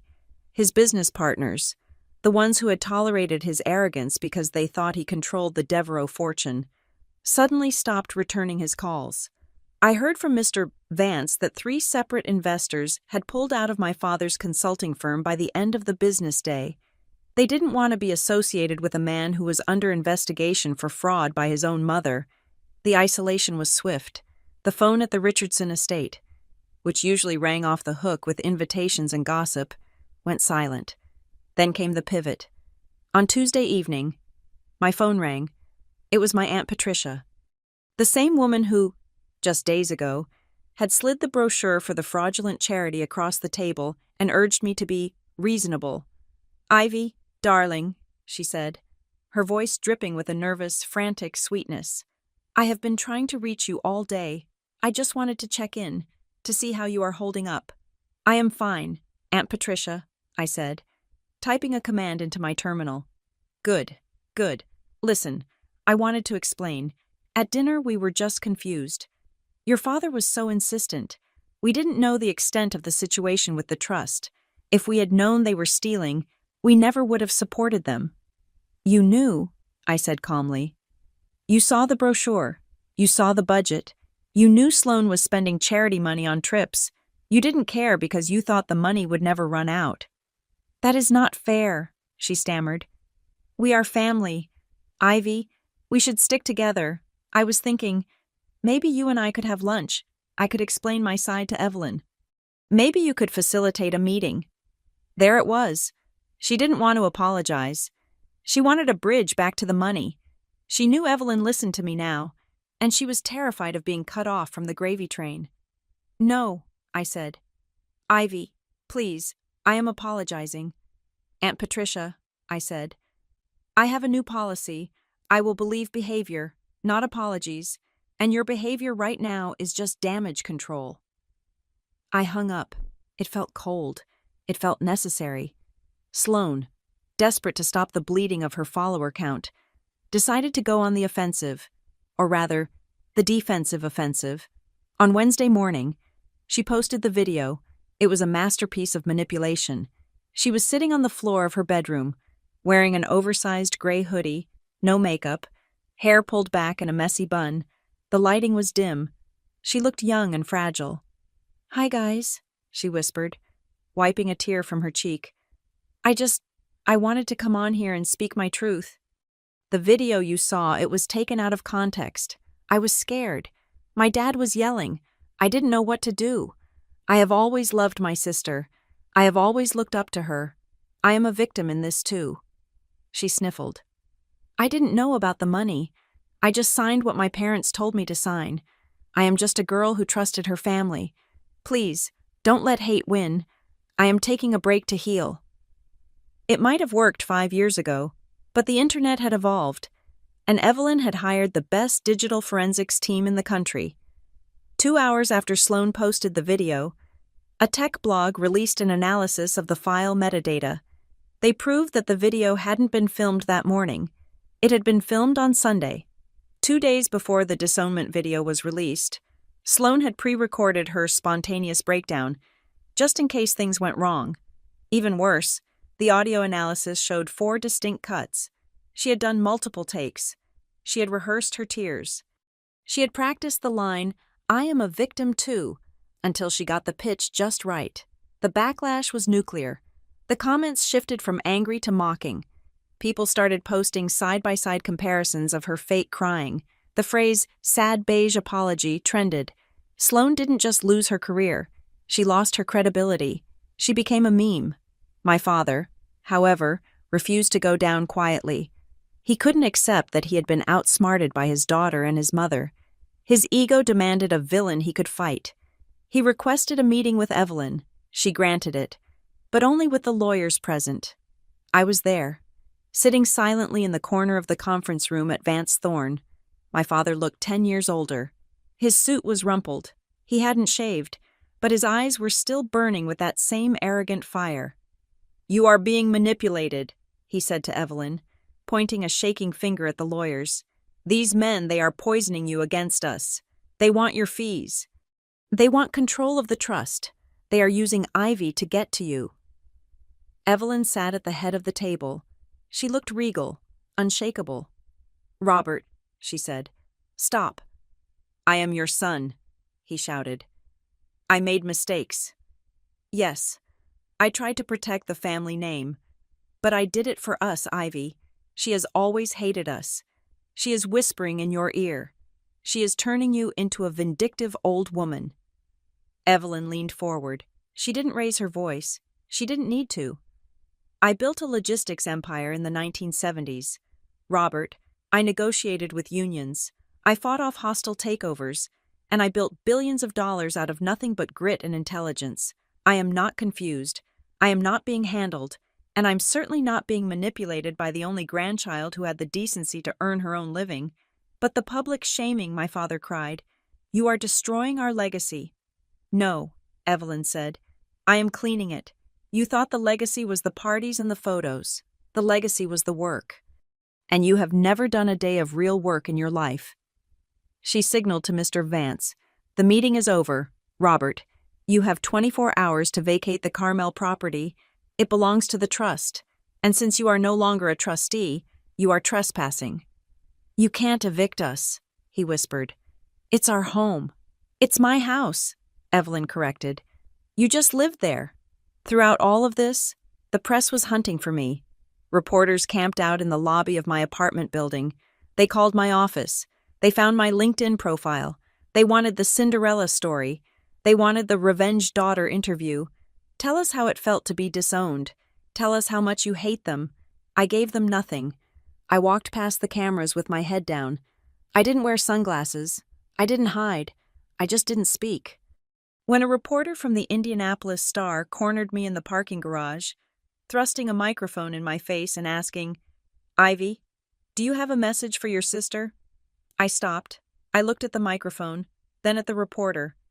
"My attorney will be handling all statements," I said. "I have a job to get to." I got in my car and drove away. I chose silence because I knew it drove them crazy. Sloan and my parents lived for the noise. They lived for the attention, good or bad.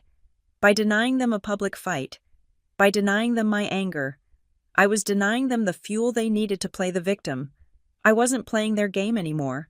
I was playing Evelyn's game, and Evelyn's game was played on paper, in courtrooms, and in bank ledgers. The final blow of the week came on Friday afternoon. I was at Evelyn's temporary residence, a penthouse in downtown Indianapolis. We were going over the list of assets that had been recovered. It was a grim accounting. The boats were being seized. The jewelry was being appraised. The doorbell rang. It wasn't a chime like the one at the Carmel house. It was a sharp, electronic buzz. "Mr." Thorne opened the door. A man in a cheap windbreaker stood there. He held a stack of papers. "I have documents for Robert Richardson, Lenore Richardson, and Sloan Richardson," the man said. "They are not here. Mr." Thorne said.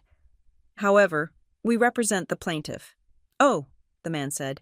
Well, I just served them at the Carmel address, but I have one for a Ms. Ivy Richardson as a witness. He handed the paper to Thorne, who handed it to me. I looked at the document. It was a subpoena, a federal subpoena. The Department of Justice had picked up the case. The fraud wasn't just a civil matter involving the trust anymore. The wire fraud, the charity embezzlement, the forged signatures across state lines it had crossed into federal territory. I looked at Evelyn.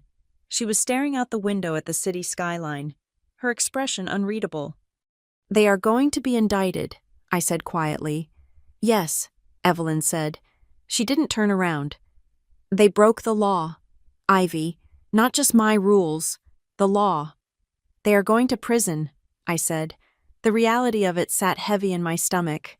My father, with his silk ties, my mother, with her garden parties, Sloane, with her ring lights.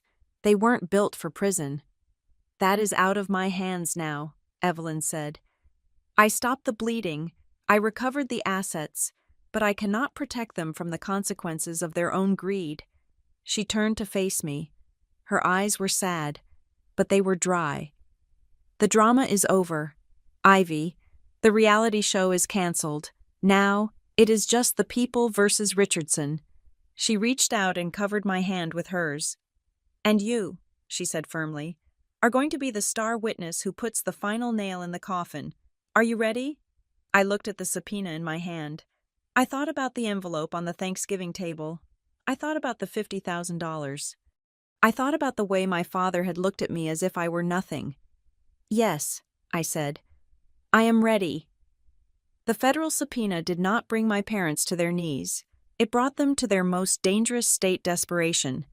3 days before the preliminary hearing that would determine the future of the Devereaux estate, and likely the freedom of Robert and Lenore Richardson, my phone rang. It was Mr. Vance. They want to talk, he said. Your parents' defense team has requested an emergency settlement conference. They say they have new information. There is no settlement, I said, staring at the rain streaking the window of my office. They stole millions. You can't settle that away. I know, Vance replied, but Evelyn wants you to hear them out. She thinks they are about to play their final card, and she wants you to see it before it hits the table in court. We met in a sterile conference room at a neutral law firm in downtown Indianapolis. The air conditioning was humming too loudly, a white noise that did nothing to drown out the tension. My parents were already there. My father looked like he hadn't slept in a week. His skin was gray, his eyes rimmed with red, and his suit, usually impeccable, hung loosely on his frame. My mother sat beside him, her hands clasping and unclasping a handkerchief. They didn't look at me with anger anymore. They looked at me with a terrifying, predatory hope. Ivy, my mother said, her voice cracking. Thank you for coming. We miss you. I am here with counsel, I said, nodding to Mr. Thorne beside me. State your business. We want to offer a trade, my father said. His voice was hoarse. This investigation, it is going to destroy everything, not just us. It will destroy the company. It will destroy the name. Evelyn is not thinking clearly. She is vindictive. She is lucid, I said. She is confused, my father snapped, slamming his hand on the table. He took a breath, reeling himself back in. Listen, if we go to trial, it will be a circus. But if you were to provide a statement saying that Evelyn gave us verbal permission to use those funds that she is misremembering due to her age. I stared at him. You want me to lie to the FBI. You want me to gaslight my grandmother to save you from prison. We want to save the family, my mother cried. Ivy, please, if you do this, we will reinstate you. We will give you your share of the trust. We will welcome you back. We can start over. I don't want your money, I said, and I don't want your family. My father's face hardened. The desperate parent vanished, replaced by the man who had slid a pen across the table on Thanksgiving. We thought you might say that, he said, which is why we have prepared an alternative narrative. He reached into his briefcase and pulled out a file. He didn't slide it to me. He opened it and held up a photo. It was a picture of Eli, my Eli. He was standing on a job site, wearing his hard hat, laughing with a colleague. Eli Mercer, my father said. Systems engineer, bright kid, but he works for Luminarch, doesn't he?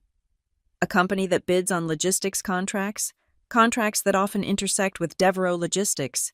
Eli has nothing to do with this, I said, my blood turning to ice. Doesn't he?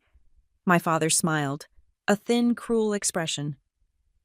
We have prepared a statement for the press. It alleges that Eli Mercer targeted you 3 years ago specifically to gain insider access to the Devereaux shipping algorithms. It alleges that he is the one who masterminded the financial irregularities, using your credentials. That is insane, I said. No one will believe that. People love a villain, my mother whispered, and they love a tragic, manipulated daughter. If we release this, Eli loses his security clearance. He loses his job. He will be investigated for corporate espionage. Even if he is innocent, the investigation alone will ruin his career. He will never work in this town again. I felt nauseous. They weren't just attacking me. They were holding the person I loved most as a hostage. They knew I could handle their hatred, but they knew I couldn't handle hurting Eli. You are monsters, I said. We are survivors, my father said. Here is the deal. You sign a statement saying Evelyn is mentally incompetent and that you were confused about the accounts. We drop the story about Eli. You walk away clean. He closed the folder. You have 12 hours to decide. Choose wisely. Ivy? I walked out of that room with my legs shaking. I wanted to scream. I wanted to burn the building down. I drove straight to Evelyn's penthouse, my mind racing with scenarios. When I arrived, Evelyn was not alone. Sloane was there. She was sitting on the edge of the sofa, looking small and defeated. Her designer clothes were gone, replaced by jeans and a sweater. She was crying, but this time, there was no camera. I didn't know they were going to threaten Eli, Sloane was saying, her voice thick with mucus. I swear, Grandma, I didn't know. Evelyn was standing by the fireplace, leaning on her cane. She looked at me as I entered. They threatened Eli, I said, my voice flat. They are going to frame him for corporate espionage. I know, Evelyn said. Sloane just told me. I looked at my sister. You knew. I heard them talking about it last night. Sloane sobbed. I told them it was too far. I told them you would never forgive us, but Daddy said it was the only leverage they had left. Sloane looked up at me, her eyes pleading. I came here to make a deal, she said. I asked Grandma for a chance. I told her I would testify. I would tell the truth about the charity. I would tell the truth about the money laundering. And I asked, and I gave her a condition. Evelyn interrupted. Evelyn walked over to Sloane. I told Sloane that if she wants immunity, she has to return every single item purchased with the stolen funds, the clothes, the bags, the car, the engagement ring, and she has to post a video uncut, unedited, admitting exactly what she did to her followers. No tears, no poor me, just the facts. I can't, Sloane wailed. If I admit I knew it was fraud, I will be canceled forever. I will be a pariah. Can't we just say I was negligent? Can't we say I was young and stupid? You are 26, Evelyn said coldly. You are not a child.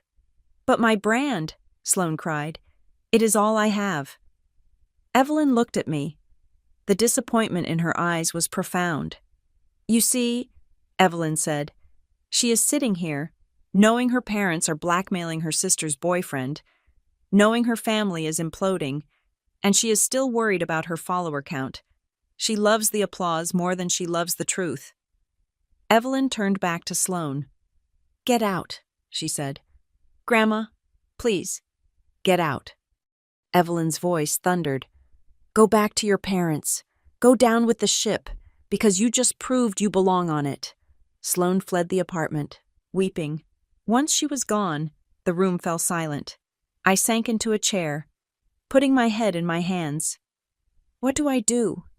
I whispered. I can't let them hurt Eli. He worked so hard for his license. If they accuse him of espionage, he is done. They are bluffing, Evelyn said. They are desperate, I countered. Desperate people don't bluff. They burn things. Mr. Vance cleared his throat. He was standing by the desk, holding a stack of papers that looked yellowed with age. There is something else, Vance said. While digging through the old email servers, the ones from before Evelyn's death, we found a thread between your father and your mother. It is dated 7 years ago. 7 years ago? I asked. I was just graduating college. Read it, Vance said, handing me the paper. I took the sheet. It was a printout of an email from Robert Richardson to Lenore Richardson. Subject line: contingency plan. Lenore, if the audit on the warehouse expansion goes sideways, we need a fall guy. I've been setting up the secondary accounts under Ivy's social security number. We can frame it as student loan mismanagement that spiraled. She's the black sheep. No one will question if she got desperate. Keep her at arm's length. If we need to burn someone, it's her. Sloan is the asset. Ivy is the insurance. I read it twice. The words swam before my eyes. Ivy is the insurance. For years, I thought they ignored me because I wasn't pretty enough, because I wasn't charming enough, because I didn't fit the mold. But it was worse. They hadn't ignored me. They had groomed me to be their victim. They had kept me distant not because they didn't love me, but because it is easier to sacrifice a stranger than a daughter. They had been planning to destroy me for 7 years. I felt something break inside me. It wasn't my heart that had been broken on Thanksgiving. It was my fear. My fear of them evaporated. You cannot be afraid of people who have already done their worst. They had dehumanized me to the point of making me a line item in a fraud scheme. I stood up. I need a phone, I said. Who are you calling? Evelyn asked. My lawyer, I said. And then I am calling Eli.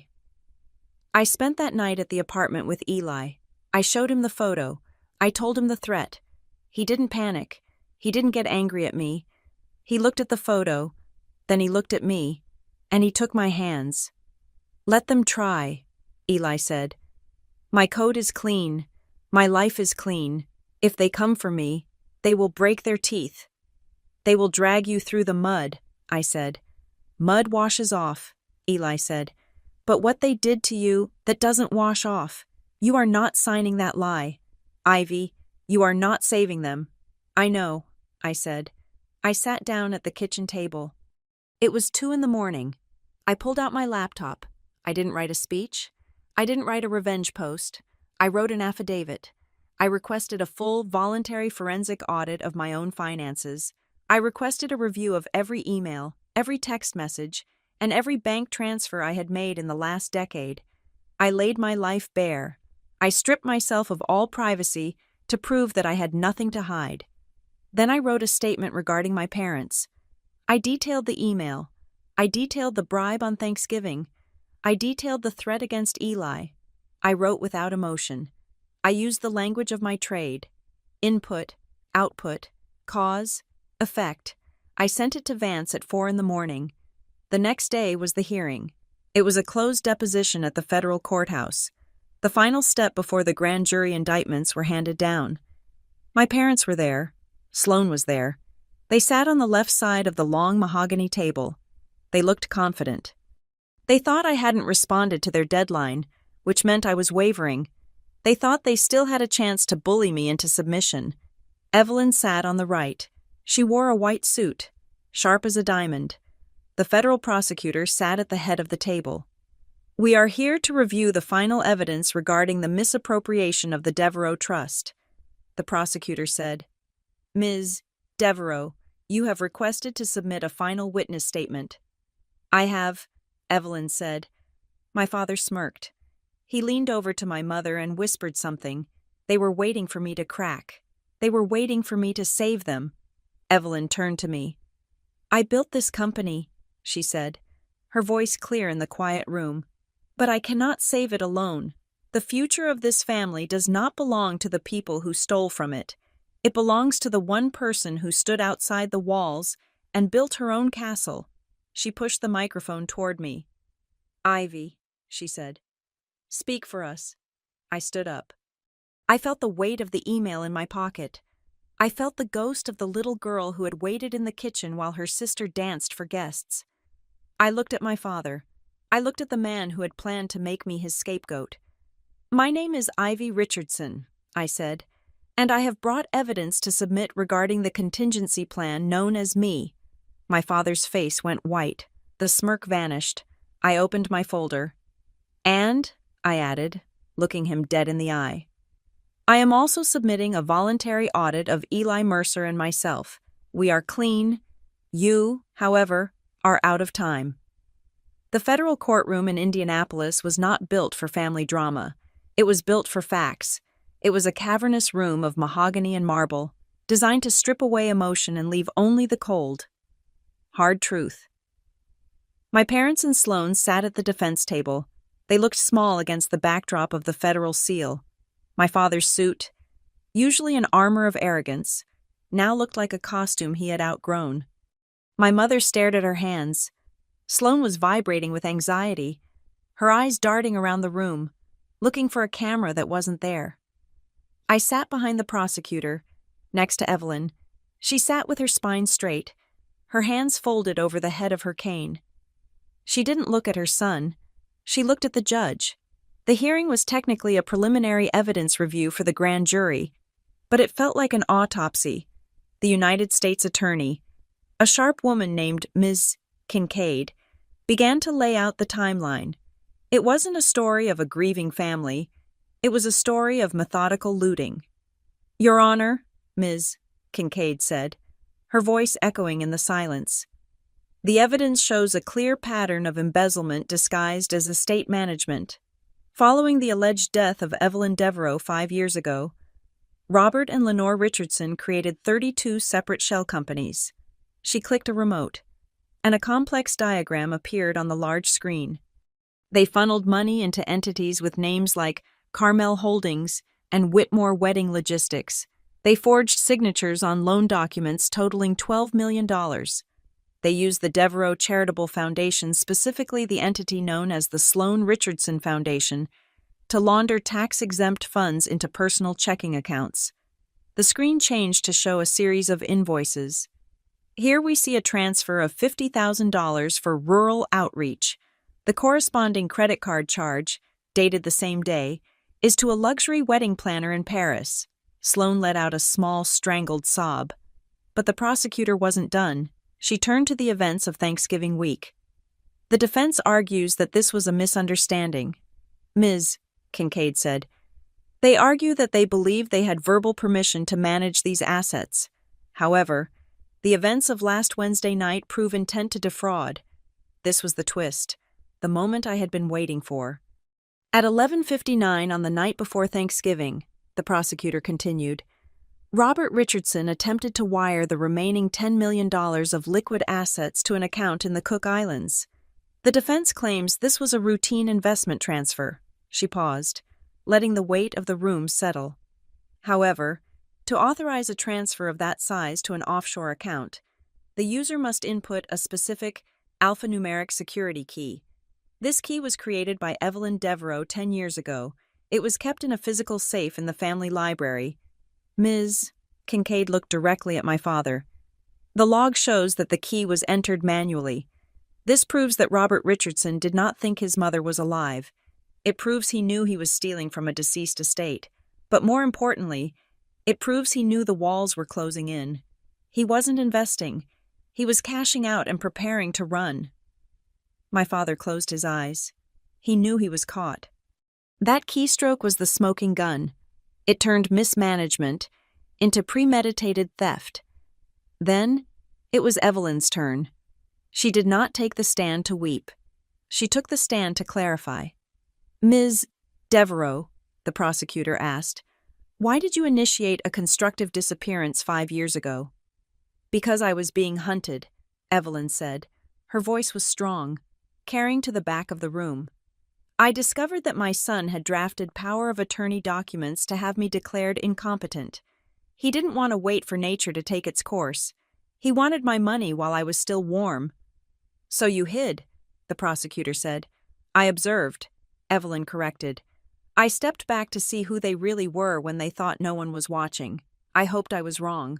I hoped they would mourn me. I hoped they would protect the legacy. She looked at the defense table. Instead, they treated my absence like a clearance sale. They sold the integrity of the company for cars and parties. They didn't just steal my money, they stole the family name. The defense attorney, a court-appointed lawyer who looked exhausted, tried to pivot. He stood up. Ms. Devereaux, he said, is it not true that your granddaughter, Sloane, was a victim of her parents' manipulation? She is young. She was just following orders. All eyes turned to Sloane. This was her moment. The judge looked at her. Ms. Richardson, the judge said, do you have anything to say regarding your involvement in the charitable fraud? Sloane stood up. She smoothed her skirt. I could see the calculation in her eyes. She was weighing the options. Tell the truth. Admit she was a fraud, and lose her fans. Or lie. Play the victim, and hope the performance saved her. She looked at the judge, and then, instinctively, she looked at the gallery as if she were checking a viewer count. I didn't know, Sloane said, her voice wobbling perfectly. I am just a content creator. I don't understand finance. My father told me to sign the papers. I thought the money was for the charity. I am a victim here. I have been traumatized by this whole experience. She squeezed out a tear. I just wanted to make the world a better place, she whispered. It was a good performance, but it was a lie. Ms. Kincaid stood up. Your Honor, she said, we would like to enter Exhibit G into evidence. This is a recovered text message thread between Sloane Richardson and her fiancé, Gage Whitmore, dated 3 months ago. Sloane froze. The text appeared on the screen. Sloane babe, don't worry about the venue cost. Daddy is moving another chunk from the charity account next week. We just have to stage a photo op at a food bank to cover it. It's for the brand. The courtroom gasped. It was the sound of a reputation dying instantly. Sloane stared at the screen. The color drained from her face. She sank back into her chair, covering her mouth. She had chosen the lie, and the truth had crushed her. The victim narrative is inconsistent with the evidence, the judge said dryly. Finally, the focus shifted to the live stream. The defense had tried to argue that the disowning at the Thanksgiving table was a private family dispute that had been blown out of proportion. They argued it had no legal bearing. We disagree, Ms. Kincaid said. The video, recorded and broadcast by the defendant Sloane Richardson, establishes the motive for the wire transfer. She played the clip. Sign, or you are not a Richardson anymore. They needed Ivy Richardson to sign a waiver, Ms. Kincaid explained. Why? Because Ivy was the only beneficiary they hadn't corrupted. They needed her to waive her right to an audit so they could flee the country with the $10 million without being flagged. When she refused, they disowned her to delegitimize her future testimony. It was witness intimidation. The video played on the screen. I watched myself stand up. I watched myself say, if love needs paperwork, it isn't love. It was surreal to see it there, in a federal court. The moment that had broken my heart was now the evidence that was sealing their fate. The judge looked at me. Ms. Ivy Richardson, the judge said, you were the target of this coercion. Do you wish to make a victim impact statement before the grand jury considers the indictment? I stood up. I walked to the podium. I didn't look at my parents. I didn't look at Sloane. I looked at the seal of justice on the wall. I don't have a long statement, I said. For 29 years, I tried to figure out what I had done wrong to make my family treat me like a stranger. I thought I wasn't smart enough, or pretty enough, or obedient enough. I took a breath. But this week, I learned that my independence was the only thing that saved me. They wanted to use me as a scapegoat. They wanted to use me as insurance. They didn't see me as a person. They saw me as a liability. I looked at my father then. He couldn't meet my eyes. He was staring at the table, defeated. I am not asking for revenge, I said to the judge. I am not asking for them to suffer, though I know the law must take its course, and I'm not asking to be loved by them. That ship sailed a long time ago. I gripped the sides of the podium. I am asking to be left alone. I am asking for my name to be untangled from their crimes. I want to walk out of this courtroom and never have to wonder if my father is plotting to destroy me for an insurance payout. I want to be free. I sat down. The judge nodded. Thank you, Ms. Richardson. The proceedings moved to the conclusion. Evelyn stood up to deliver the final decision regarding the estate. This wasn't a criminal sentencing that would come later. After the trial, this was the civil restructuring of the empire. Effective immediately, Evelyn declared, her voice ringing out. The Devereaux Trust is being dissolved and reconstituted. Robert and Lenore Richardson are permanently removed as trustees and beneficiaries. They are stripped of all assets, titles, and access to company property. She turned to Sloan. Sloan Richardson is removed as a beneficiary. The Sloan Richardson Foundation is seized, its assets liquidated, and the funds returned to the legitimate charities they were stolen from. Then, she turned to me. The sole beneficiary of the reconstituted trust will be Ivy Richardson.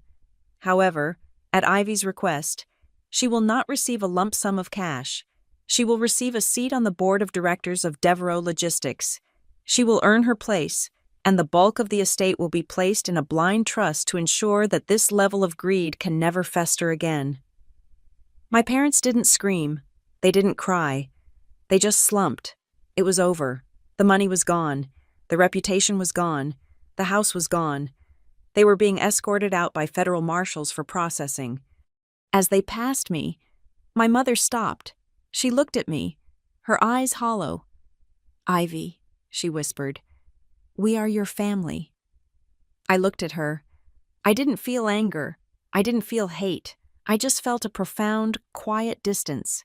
No, I said softly, you are just people I used to know. The marshals led them away.